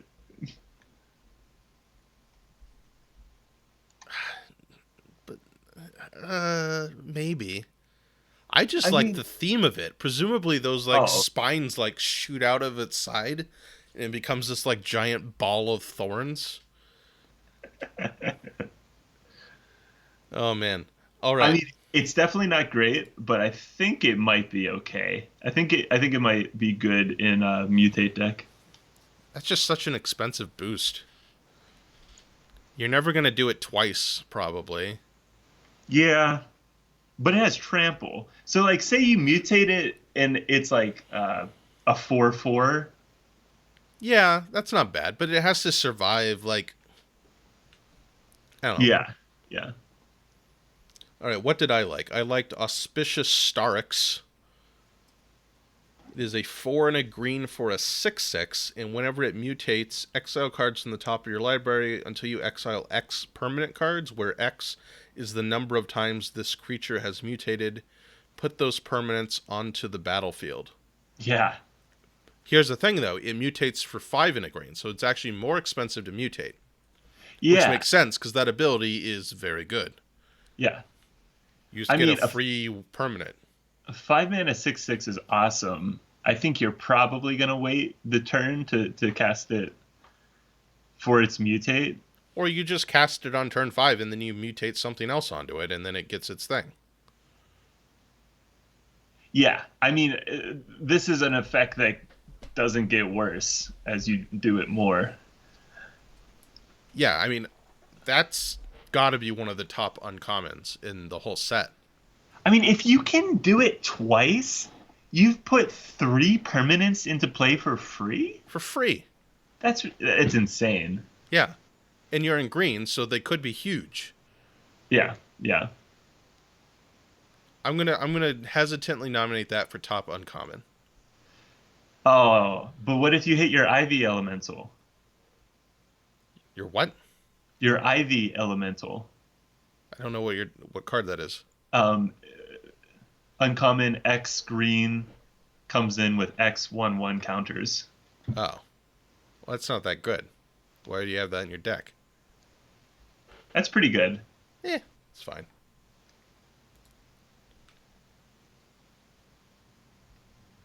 I like the green bear. So 1 and a green for a 2/2. Whenever a creature you control mutates, put a 1/1 counter on that creature card and gain 2 life. Solid 2-drop. Yeah. Bear with upside. That's what you like to see. That's Essence Symbiote. Oh, did you see? Oh wait, There's like I actually liked the wolf bear. I didn't even notice the art, but I did highlight that card. I wrote solid value. Yeah. So it's Oh, 4 yeah. for a 4/4. Whenever it attacks, you may change the base power and toughness of target human you control to its power and toughness until end of turn. Yeah, if Yeah. you can, yeah, that could be real good. So on turn 5, you're attacking with 2/4/4s.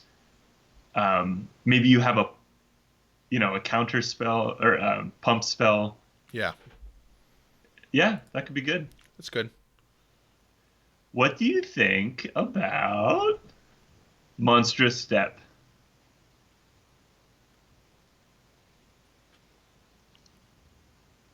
Four and a green for a sorcery. It gives a creature 7/7 until end of turn.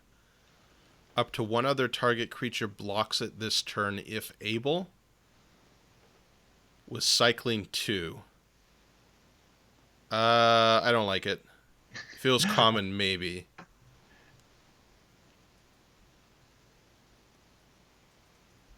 If it was But I mean, it doesn't. Once it's in your deck, it doesn't matter what it was.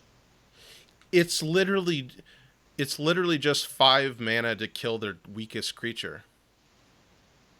Yeah, Wait, no. I think. Oh no, wait, no. Up to one other target creature.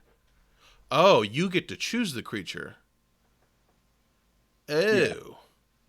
Okay, I'm liking it much better now. I feel like this is With best. all the trample in here, that could be really good.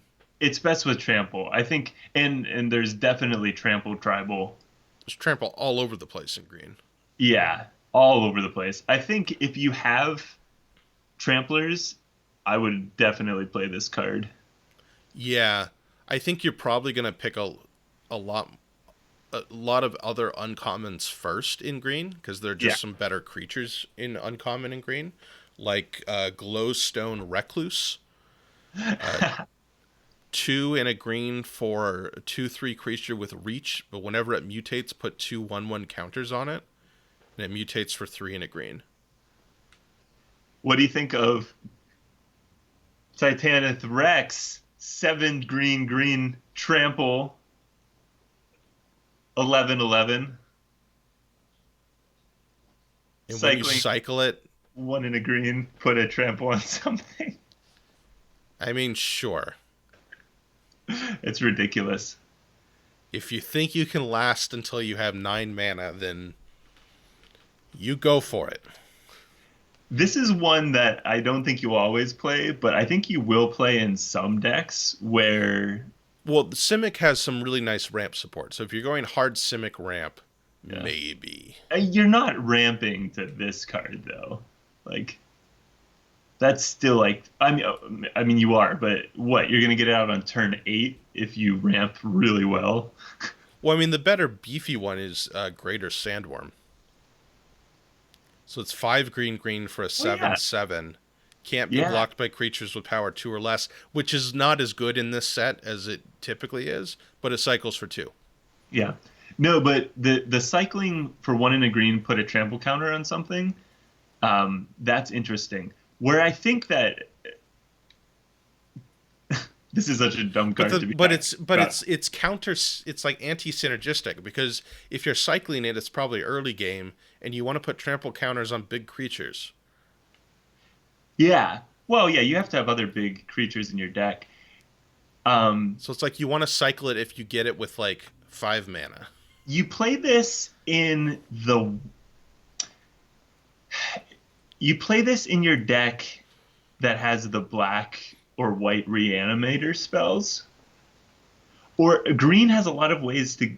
I think green has ways to get things out of the graveyard as well. Yeah, green, black, whatever that guild name is. What is that guild name? I've forgotten. Golgari. Golgari, yeah. Golgari. Yeah. Okay, it's not a good card, but there's going to be some really fun ways to use it. Wait, which one? Titanic Rex. I'm still on. Oh, yeah. Look at Back for More. 4 black-green, return target creature card from your graveyard to the battlefield. When you do, it fights up to 1 target creature you don't control. Those are both uncommons, but like if you get that early, you could build a sweet reanimator deck. One drop to kind of upgrade it and get the land. That's going to be an interesting... I completely agree, yeah. Yeah. That's an interesting play pattern. So it's basically... It's a 3-cost 3/4 with ramping. If you have a creature already down. Yeah. At the cost of like being less wide. Yeah. Yeah. Which, I mean, in common, that seems really nice. Yeah. Ram through. That's exactly what I was about to say. Fight spell with trample. Yes, a trample fight spell. Theme, I love it. 1 in a green, target creature you control deals damage equal to its power to target creature you don't control, and then excess damage goes to your opponent. It tramples all the way through. Love it. More spells with trample. That's pretty cool. And then look at Survivor's Bond. Just a very nice, like, recover. So a 1 in a green, choose 1 or both, pull a human creature card from your graveyard to your hand, and then the same thing for a non-human. Yeah. I mean, that seems solid to maintain and pull back, a big creature. Like those are effectively like slow anti-removal cards. It takes some time. Yeah. But your big beefy creature has some protection if it gets murdered or something. Yeah. As we look at this, I'm surprised just how much graveyard shenanigans green has. I mean, black black has it, but I Golgari could be good. I wonder if that's going to be a good deck. And it's, it reanimates something huge as its finisher or something like that. Yeah. I mean, the thing is, though, I think green and black are probably the weakest colors on their own in terms of having, well, maybe green and white. I think green seems fairly, like, it does green stuff. It has big bodies, but, like, most of their nice stuff is in uncommon. The commons seem fairly underwhelming to me.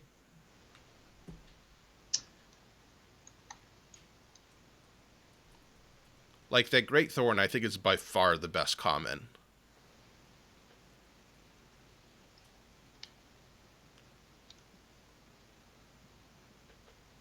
Sorry, the greater what?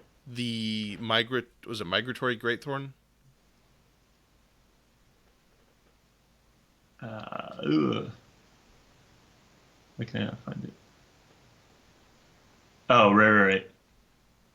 Yeah. But there's not a whole lot else in common that I like out of green. There's also not a whole lot of mutate cards in green. There's that one. Is that the only common mutate card? Yeah, it looks like it. So green needs support. Yeah. And, it always has big bodies, so it's always going to be somewhat relevant. But I think it's probably what I would call the weakest color. Yeah.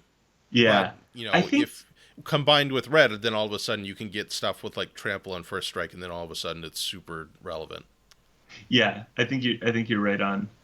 Um,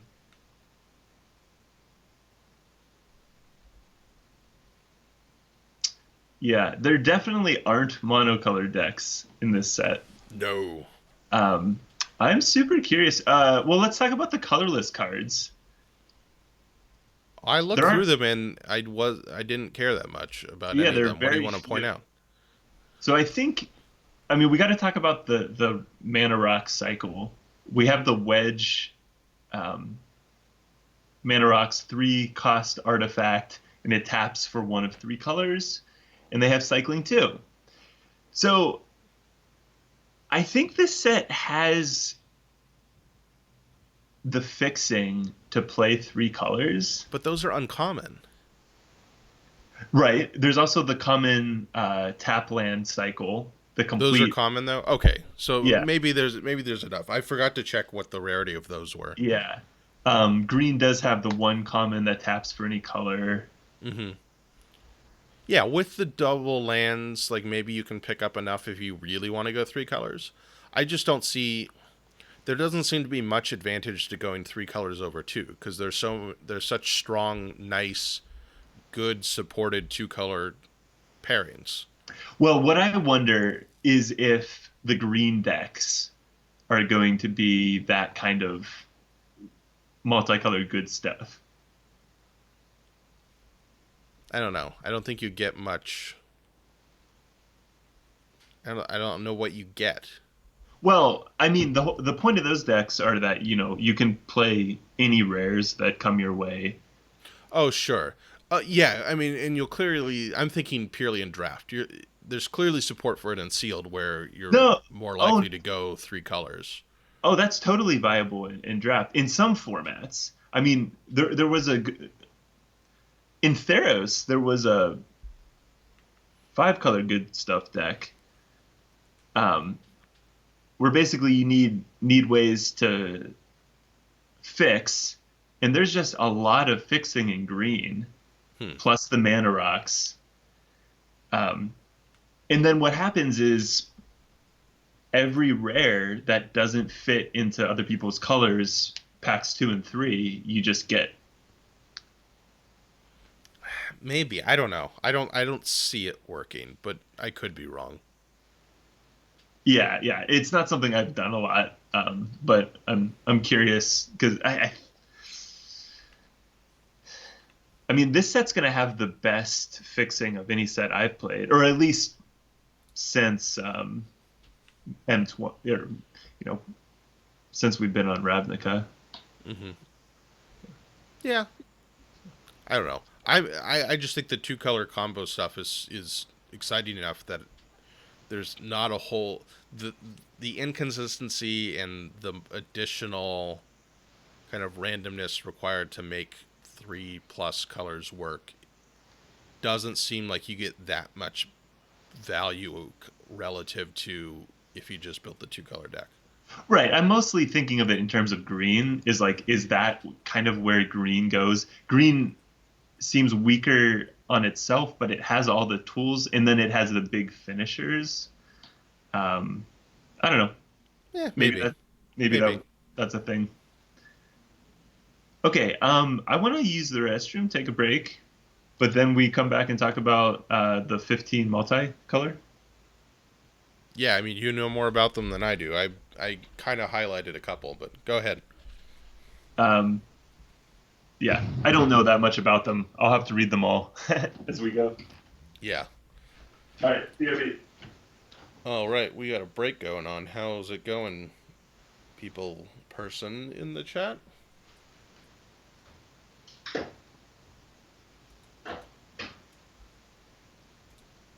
Oh, so I disconnected from chat, probably from all of the internet hiccups. Internet will be fixed. I don't know when. The whole everything's gone crazy.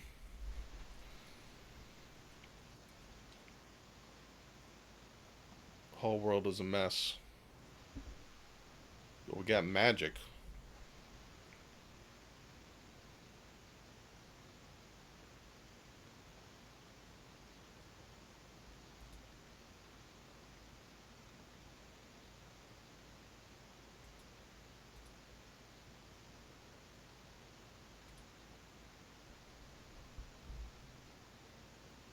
People keep messaging me. I'm going to send that over here.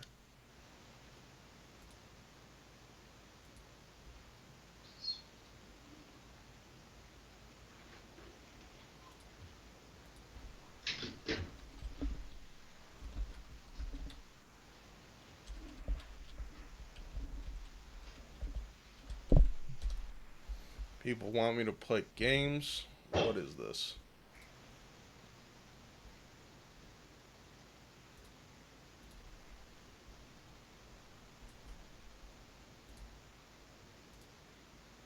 A friend hit Mythic and Constructed.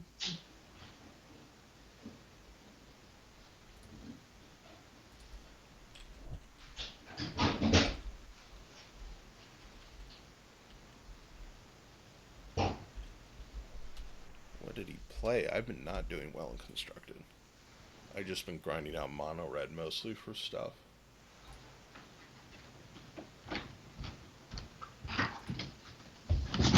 Yo. He's playing Fires? Huh. Brad hit Mythic with Fires, looks like. Oh, really? And that's the deck that's showing on his screen share. Is he playing standard? Oh no, is that historic? No, I know he Teferi's still plays around. historic. No, this looks like standard, right? Because Teferi's still around. Yeah, but I think Teferi's... Is Teferi not in standard anymore? No, he is. Yeah, Yeah, no, I but think he's good enough for historic. Oh, sure.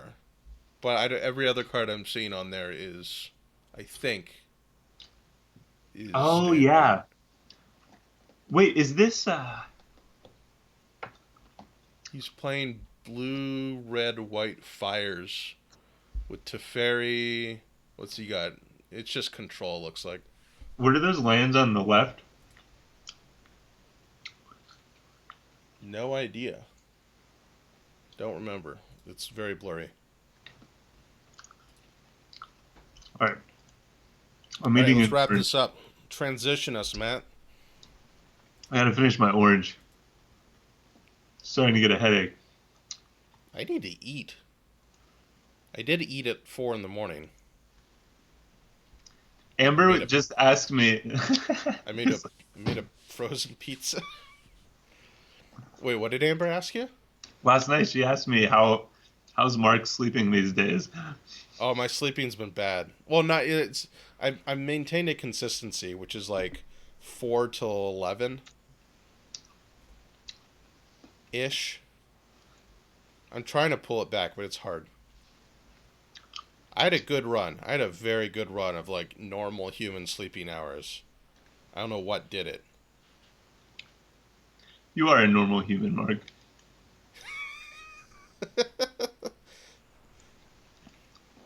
Okay. I don't even know what to say to that. That's why I'm just moving on.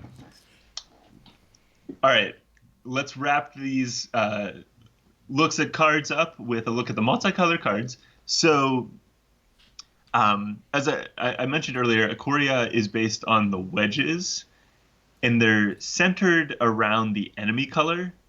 So, for example, Teamer is blue, green, red, and the primary color of that group would be blue. Okay. Um, and so what we have are at Uncommon, we have one of each hybrid cards of the ally colors. And then we have 3 gold cards of all of the enemy pairs. Gotcha. Okay. So the allied pairs are Selesnya Demir, Azorius, Gruul, and Rakdos. Yeah. And so looking at those, they're all costed some number and then hybrid. Mm-hmm. And they all just are around the keyword themes of those colors. So we have Vigilance for green, white, Flash for blue, black, Flying for blue, white, Trample for green, red, and Menace for black, red. So the creatures have that keyword, and then they grant some bonus to other creatures that have that ability. Any of these stand out to you? Uh, Not really. Yeah, I think. The Gruul one might be the best.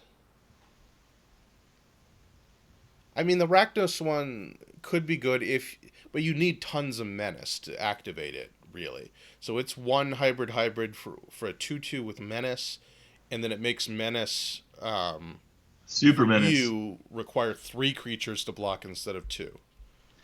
I don't know. I that could really work because I mean black red you're gonna have tons of removal. Mm-hmm. I mean you only Yeah, need but I mean, it's yeah a card you want to get early and then build around. You don't want to. It's not great if you've got like 2 other menace cards in your deck. yeah, and it gets much worse in a deck. Like if you're a red blue deck, you could include this, but it wouldn't do you nearly as much. Yeah, it's a 2/2 for 3 that gets through most of the time, but So I actually, suppose if you're going kind of aggro, it puts a bit of a timer on the opposing team, but there or your opponent, but there's a lot in this that does like 2 damage yeah, yeah. or -2/-2. There's a lot of -2/-2 in black. There's 2 damage stuff in white, I think. Um, I don't know. It's fine. Uh, So the Gruul one, Proud Wild Bonder, is interesting. It's 2 hybrid for 4/3 with trample and everything with trample. You may have this creature assign its combat damage as though it weren't blocked, which I never know how to evaluate that ability. It can certainly finish games, but I don't know how well it does if you're not at lethal. yeah, a 4 mana 4/3 with trample. That seems fine. I mean, that It's seems like okay. it seems like a card that you're definitely gonna play. And if you're green, you're gonna have trample. Yeah. I mean, I think just because of the prevalence of trample in green, that one's probably the best one. Yeah. I mean, if you attack with 3 creatures with trample, it's probably lethal. Hmm. But if they have instant removal, they kill this, and then it's a blowout. Yeah. So I don't know. I think it's good, Yeah. but it's not crazy exciting. Azorius just looks good. It's a 3 mana 2/2 flyer, Yeah, and it that's solid. protects your flyers. I think any deck that can play that wants it. Yeah, if you're going flyers, it works. That's kind of my opinion on all these. If you're doing that archetype or in those colors, it's a decent Well, uncommon pickup. no, I think the blue white one's probably the best one. I think the blue white one you play in any blue or white deck. I think a lot of these, well, But you got to remember, it's the opportunity cost of the other uncommons. And most no, of the no, most of Mark, the anti-flying stuff isn't removal or things that Mark, target flying. It's creatures with reach. you can't think of a draft that way. It you take the best card regardless of its type. Right. What I'm saying is, more often than when I look at an uncommon, I'm thinking, how does it fare against the other uncommons in this color? I don't think this Azorius one is. I think it's middle of the pack compared to the other white and other blue uncommons. Mm, yeah, but at most you're going to see 3 uncommons at once. I think the reason I like this the most of this cycle is it's going to go in any white, it's going to go in any blue deck, probably any white deck, and that's 7 of the 10 decks. I don't I know think what you're this, getting out of it with white. Like, it's fine. yeah, But you're I think always gonna, most of the time, you're.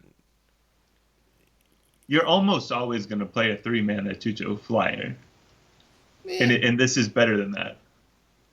barely. Like I said, the anti-flying stuff is almost all reach.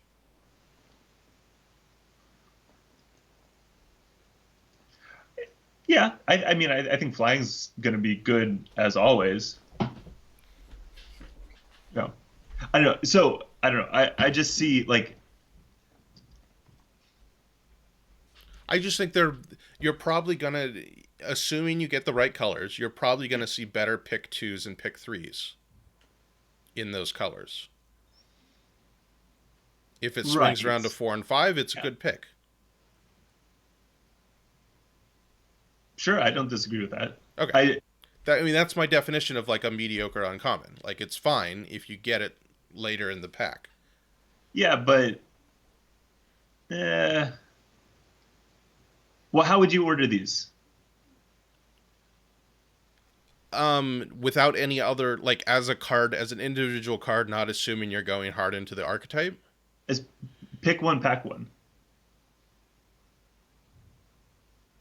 Um,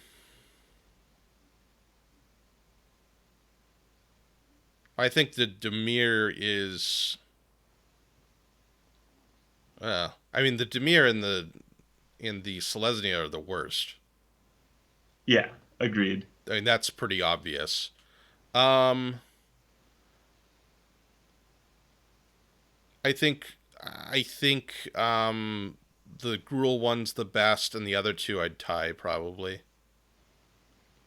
Yeah, I I would go as Sorius, Gruul, and Rakdos. But as as I settle into Rakdos, then Hal Bonder goes way up.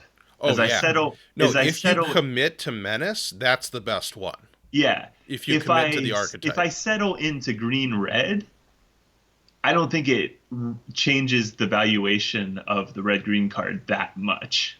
yeah, That's what I'm saying. yeah, no, Like I think that's fair. Yeah. yeah. All right, All right, let's look enough of those.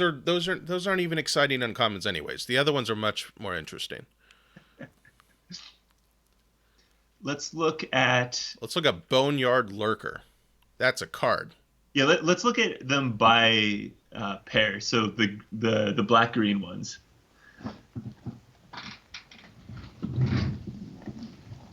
Yeah, this is.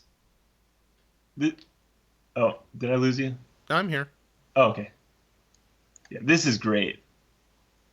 Yeah. I So mean, a four Boneyard four Lurker. for 4 base. Say that again. I talked over you.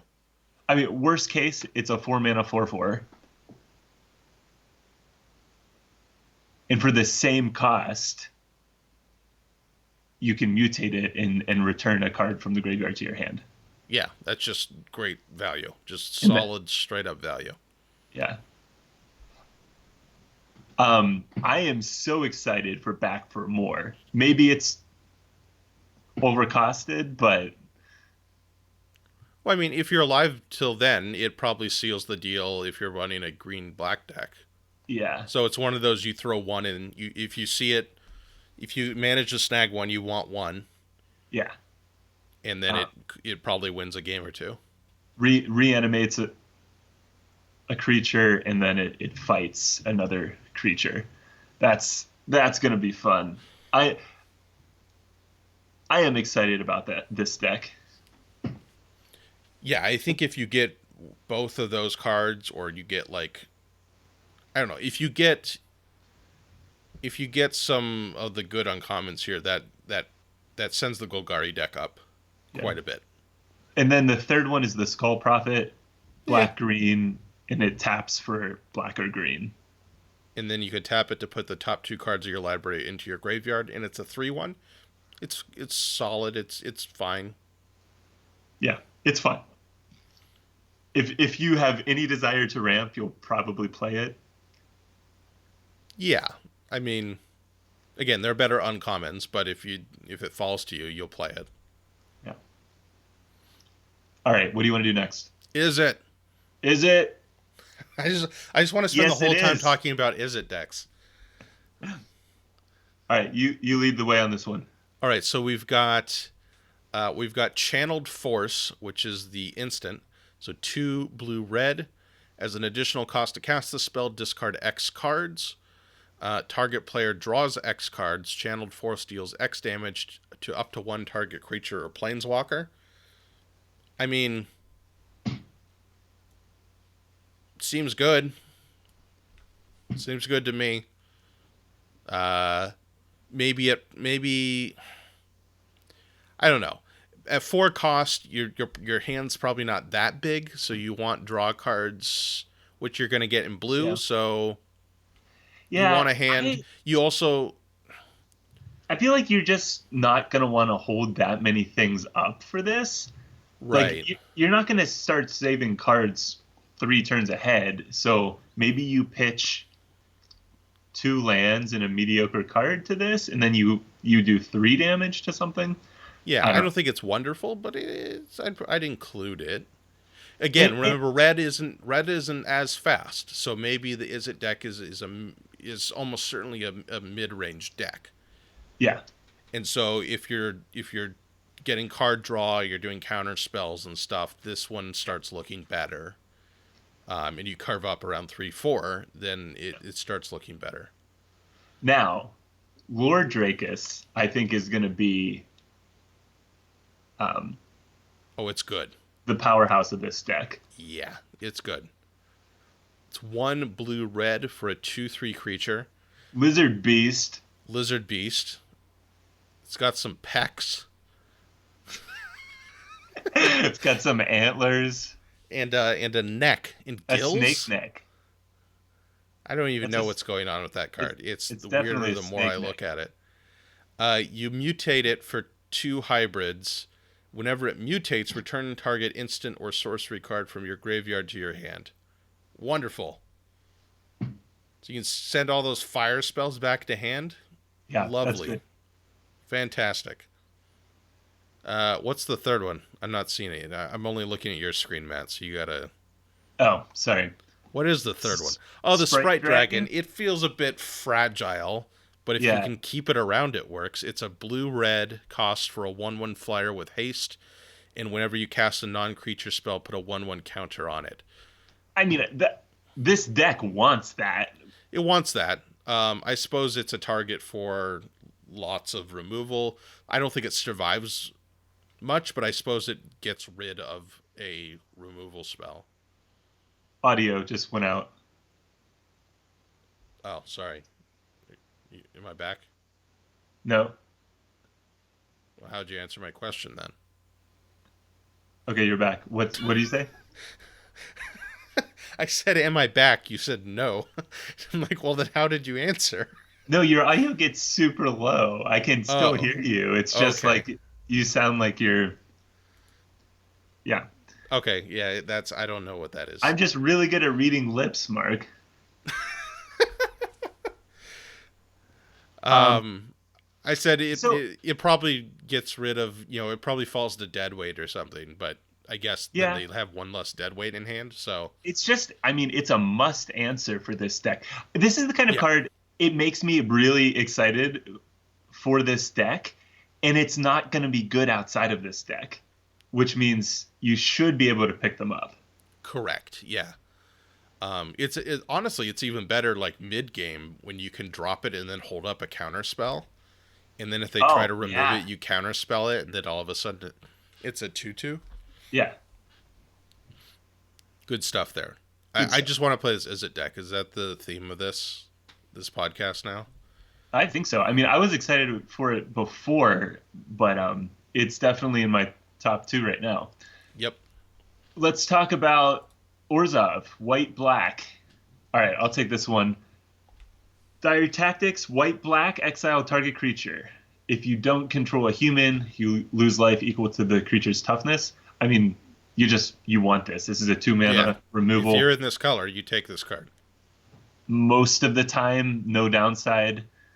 Um, it's going to be rare that you can't cast this because you don't Well, have a you're probably going to hit the downside because red black wants humans, Yeah, yeah, they're but that's humans and fine. white, It's still a and 2 cost exile. Like I don't care what the downside is.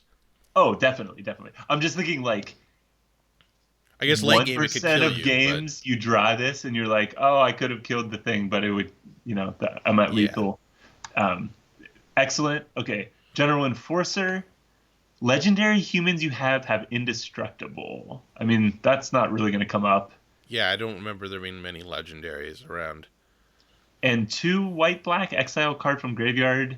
If it was a creature, create a 1/1 white human soldier token. That's just too expensive. Yeah. I mean, it's a 2 cost 2/3, so if Yeah. you're in the colors, sure, but you're Yep. not going to use its abilities really. It's in the colors. It's a human, and maybe you make one, um, 1/1/1. Yeah, Exiling, maybe. The other one is much better. exiling can be fine from a graveyard. Okay, Necro Panther. It's a cat nightmare. When this creature mutates, return target creature card with converted mana cost 3 or less from your graveyard to the battlefield. Wow. So good. The Yeah. mutate is one more expensive. 2 hybrid mutate. Oh yeah, so there's a cycle of mutate cards here, and the main Oh cost yeah. And the mutate is ones are like universally better so far. yeah, except you don't get the body. Sure. Um, it's That's great. I mean, It's white really black good. is maybe white black is just low to the ground. It Yeah. seemed like that's where the cheap creatures were anyway. Question, Matt. Would you consider Amina to be a cat nightmare?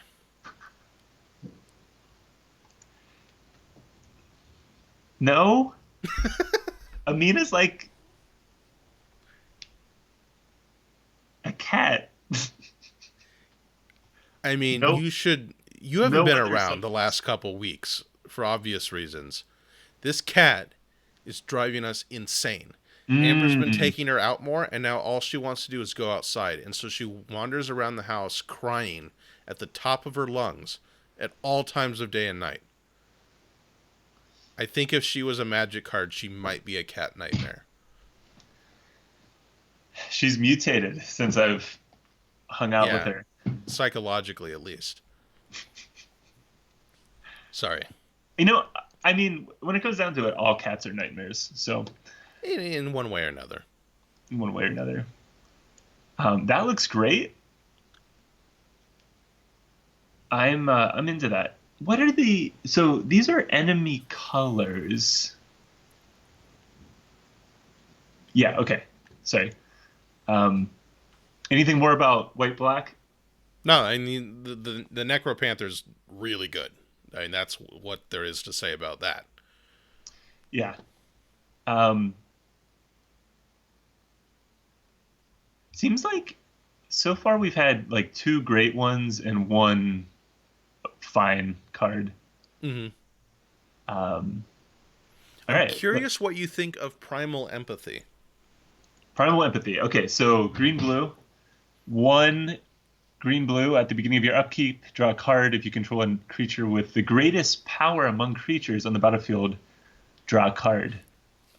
Otherwise, put a 1/1 counter on creature you control. Um, that seems good. I mean, like, there's the rule that, like, standalone enchantments typically aren't great, but that one seems good. Yeah, I mean, green blue, is that mutate? I'm trying to think like Green early Blue's game. ramp. It's ramp. Yeah, yeah. I think you're usually gonna have the biggest power. Or you'll soon get there. Yeah, Yeah, I think that's worth playing. yeah. I agree. I don't think it's amazing. Like you're probably not picking it super early, but once you know you're gonna be green, Yeah. probably. What do you think about Parcel Beast?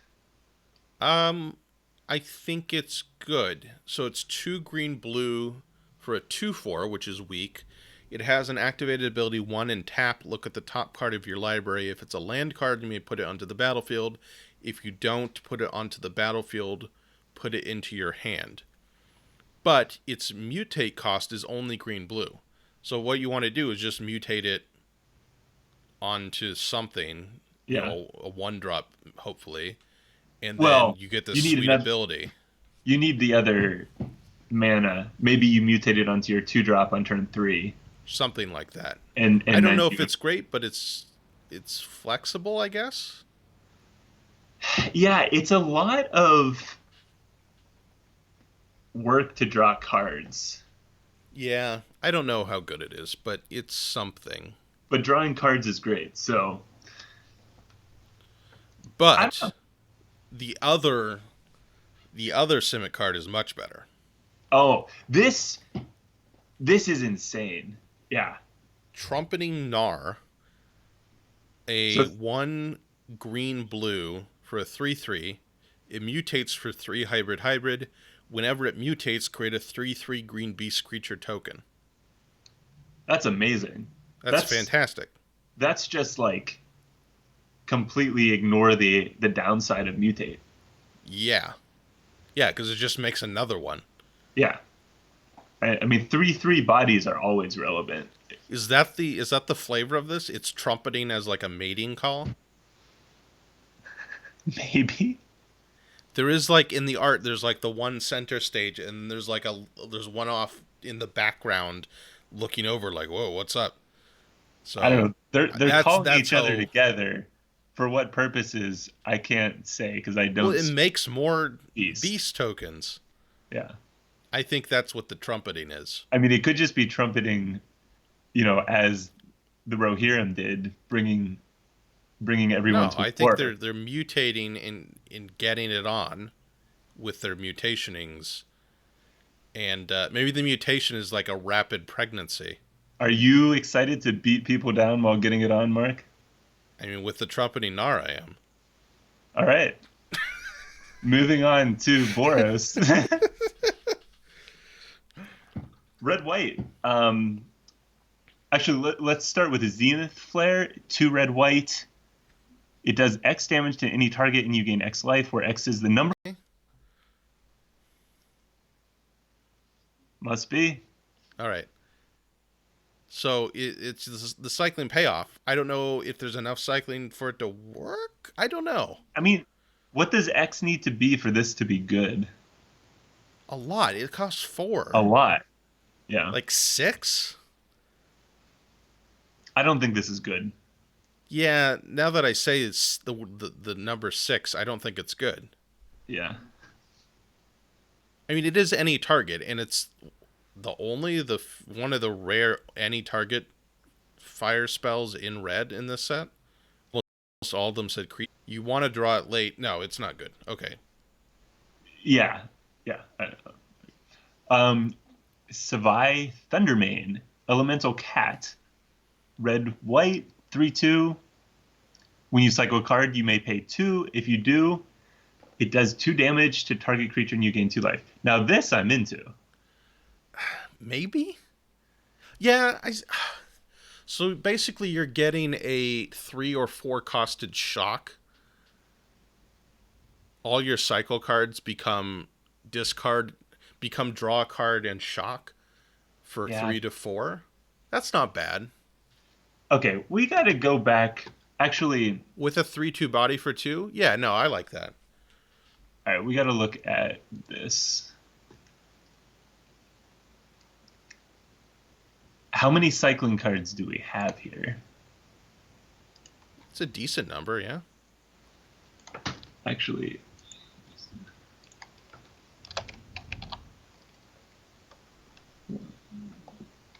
Are you writing a program now to do this? No, I'm counting them. Okay.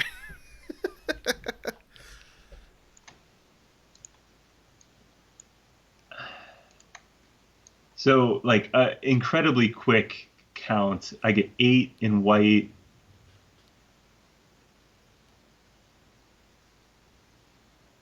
Six in red, and I wasn't paying attention to rarity. I don't. Is cycling actually going to be a thing in red white? I don't know. Because this is the card that activates it. So if you don't have this card, I don't think it's a thing. Like if you're aggro, like, do you even want this? Do you even want an overcast? Well, you always want a 3/2 for 2. Right. No, you're right. Yep. Yeah, no, you play it. It's just I don't think it makes cycling super strong. Yeah. Yeah. All right, let's talk about Regal Leosaur, red white. I like this card. Mutates other creatures you control get +2/+1 until end of turn. Mutate. It costs 1 hybrid. You like it? You say? Yeah. Yeah, I like it. Yeah, whenever it's a repeatable, what is it? I don't know what the +2/+1 thing is, rallying cry or something. Yeah. Yeah, I mean, go wide, pump your stuff. I mean, that's typical Boros stuff. I don't think it's amazing. I think the red deck is red-blue, but I think these two cards make the Boros deck, it gives it potential. Yeah. I mean, really what I'm curious is, are the Mutate decks slow enough that, like, a really good Boros deck just beats them down before they can get going? Yeah, I think there's certainly potential there. I think the Boros can work, but I think it's a misnomer to say that there's a Mutate deck. The Mutate seems to be a card by card. Yeah. I don't really mean that. There's no archetype that stacks tons of Mutates. There are cards that want to do that. Yeah, I mean, it is centralized in the Teamer colors, or not the Teamer colors. It is centralized in one shard. I forget what it is. Mm-hmm. No, I just mean, like, the impact on the format is because Mutate, I think, slows it. Well, the impact is that a card like Regal Leosaur does better, because if you're going heavy Mutate, you're not going wide. So if you can go wide and just keep pounding it out, and then trade, and then fireball all the, like, middle of the road creature, like mid creatures, then I think it works really nicely. Plus, red is just so good. Like, I think anything with red in it's going to be good. Yeah. All right. What do we want to rank the? So I think clearly the enemy color pairs are going to be the main 5 decks. Absolutely, yeah. You want to rank those? Off the top of my head, I'm gonna go. Is it number one? In terms of In terms of the whole archetype, or are you talking about these cards? archetype, is this how excited you are or how good you think they're going to be? Both. I don't have any loyalties to certain combos, really. All right, go for it. All right, is it number one? I'm gonna say,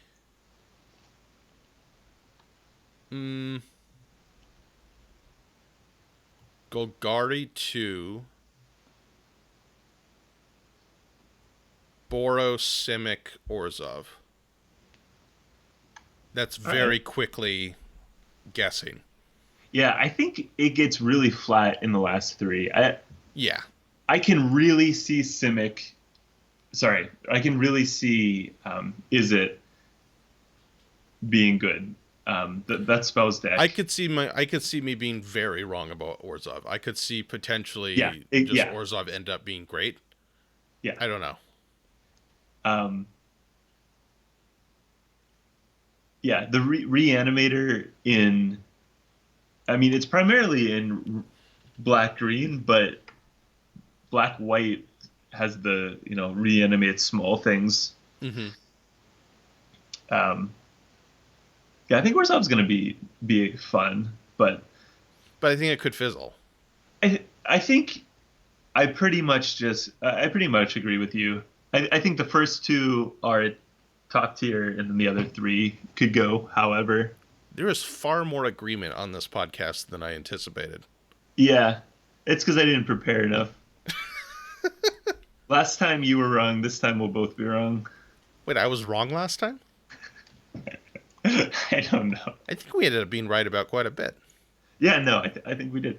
I'm not going to go back and count it. We undervalued red. We thought red was super weak, and it ended up not being weak. I think that was our biggest mistake last time.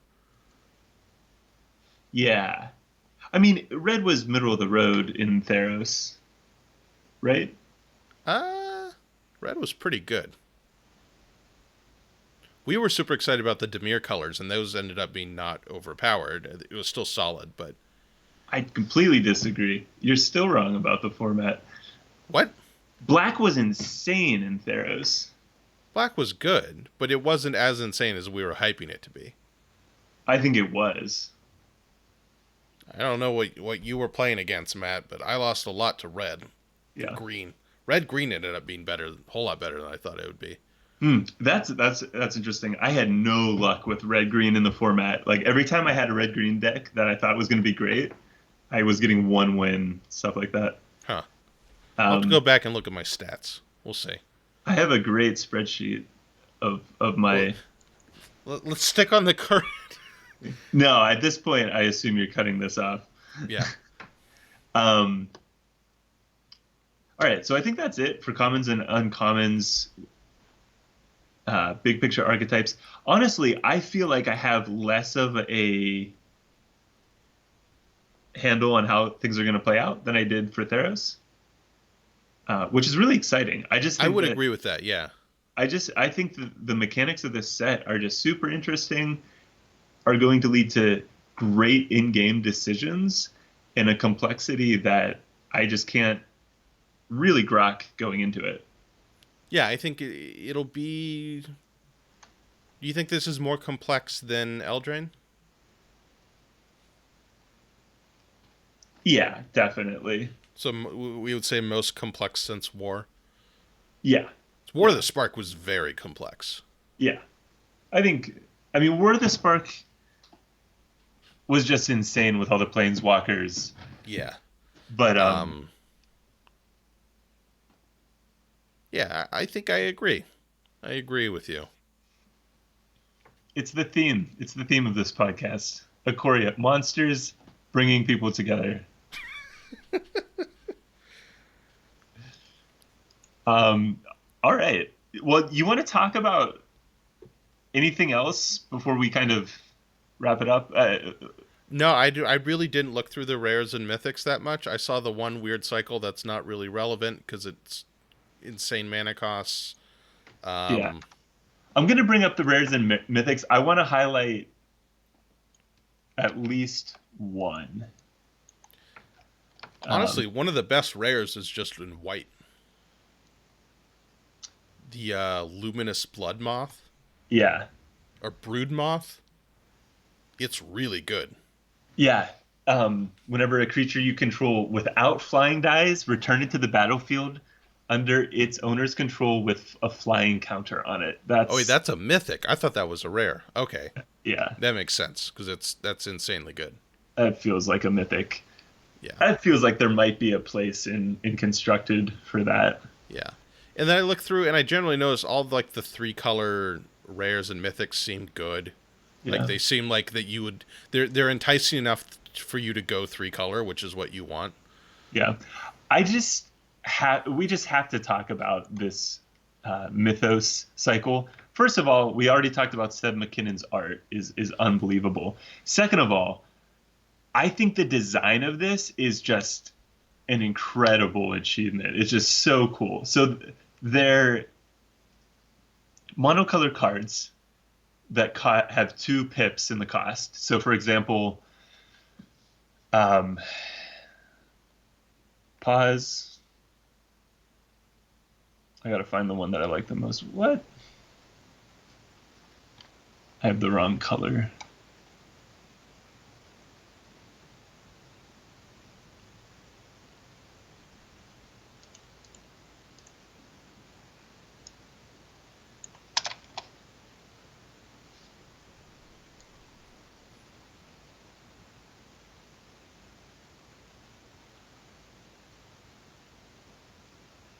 Sorry. I really like this, but You just pass them. I'm looking for.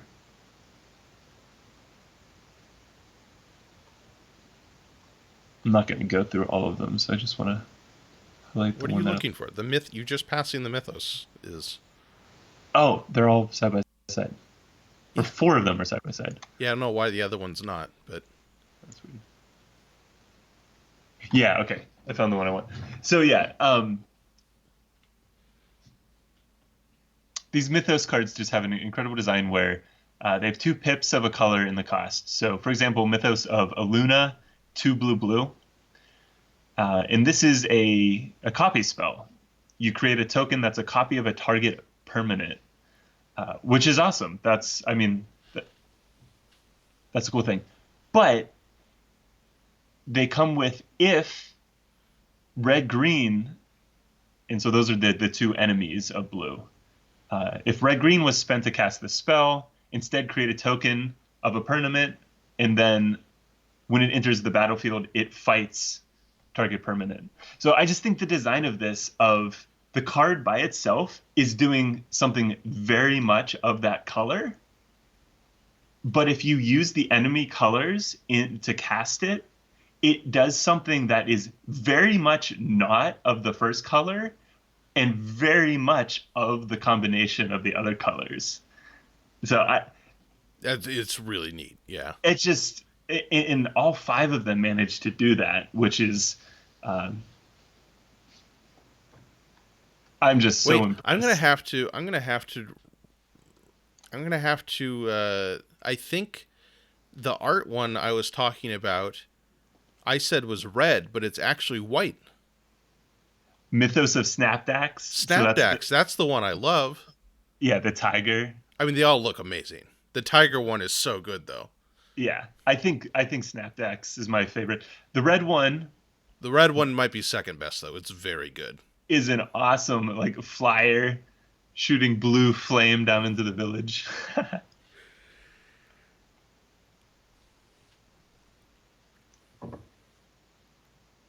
I don't know where the last one is, but anyway. Um, yeah, I think I'm excited to play with those when I get them. I think it's probably a reason to splash the 3rd color. Mm-hmm. So Yeah. Yeah. I mean, There weren't. a lot of the mythics and rares are 3-color, it appears. Yeah. Yeah.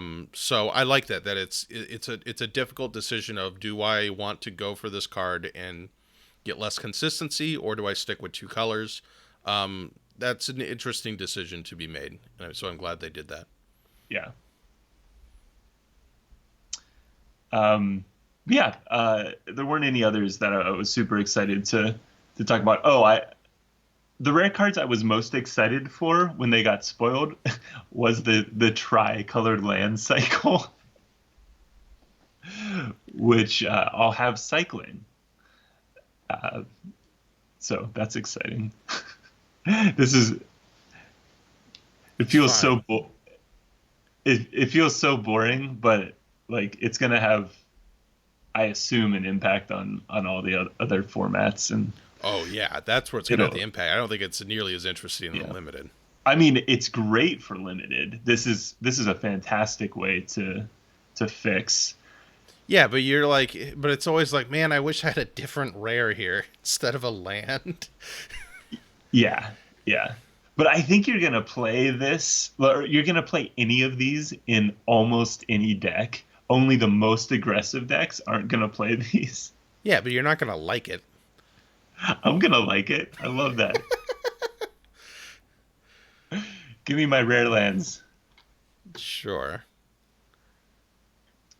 Cool. All right, you're wrapping it up. This is a Yeah. long one. Oh yeah, yeah. How long did this is because we didn't prepare. I prepared, Matt. You made programs. Yeah, that's true. All right, so this is really complex. I think we took a long time because we had fewer like definite things to say than we did for Theros. When we agreed more, and we don't even know what to do with ourselves when we agree with each other. Yeah, I guess. Also, the internet cut out so many times that here we are. Well, it cut out every time we said the word cycling. Yeah. All right, I think we're here. We're good. Except for that time. Cycling. All right, we ready to wrap this up? I'm pumped. I'm so excited for the new set. Let's do it. All right. So this is the part where I say all the things that you should do. Follow the Thoughtful Gamer on Twitter, Facebook, Patreon, iTunes. Where else, Mark? Where else can the people find you? Instagram. The website that has literally everything. Follow us in the Discord. Well, that's if they're a patron. The Discord is a lot of fun. I think there's been more chat in there since we started this social distancing stuff. Yeah, a little bit more. It was nice. Get it in the Patreon so that you can chat with us in the Discord. I'm just going to ramble on until you close this down, Mark. I mean, that's pretty much it. It's not how I say it, but you mentioned all the right words. I did a great job. Good job, Did Matt. you? I think I did, and as host, it is my opinion that matters. Sure. Okay. I think that's it. That's your sign off? I think that's it. Oh yeah. We tell everyone, thanks for listening. Have a good night. We don't know it's nighttime. They could be listening to this in the morning, Matt. Time is always an illusion when you're podcasting. It's not different because I'm podcasting, or I'm the host. Night here. I can't see outside. I just see walls. You could just have really bright lights. I guess time has lost meaning for most of us in the world. It definitely has. Yeah. All right. I guess that's it. Join us next time for this. We should live stream the crew. Oh yeah, we've been doing more live streams. Oh yeah, you could follow the Thoughtful Gamer on Twitch. Wait, is the crew done? Did you finish it? No, Oh, okay. I'm like I said, I got super frustrated last night and restarted, and I'm almost back to where I was. So Okay. Cool. Well, there you I'm go. gonna finish it. I'm not gonna let this go. All right. Well, I guess I could cut it off somewhere in there. Somewhere in there, there's a conclusion. Oh Perfect. man, Perfect. I think making you figure it out in post is the perfect thing for me to do as host. sounds good. All All right. right. All right. I'm extremely hungry and Sounds, thirsty, so I'm just gonna say goodbye. That was fun, yeah. and Nicely done. you should be thankful you don't have to edit this.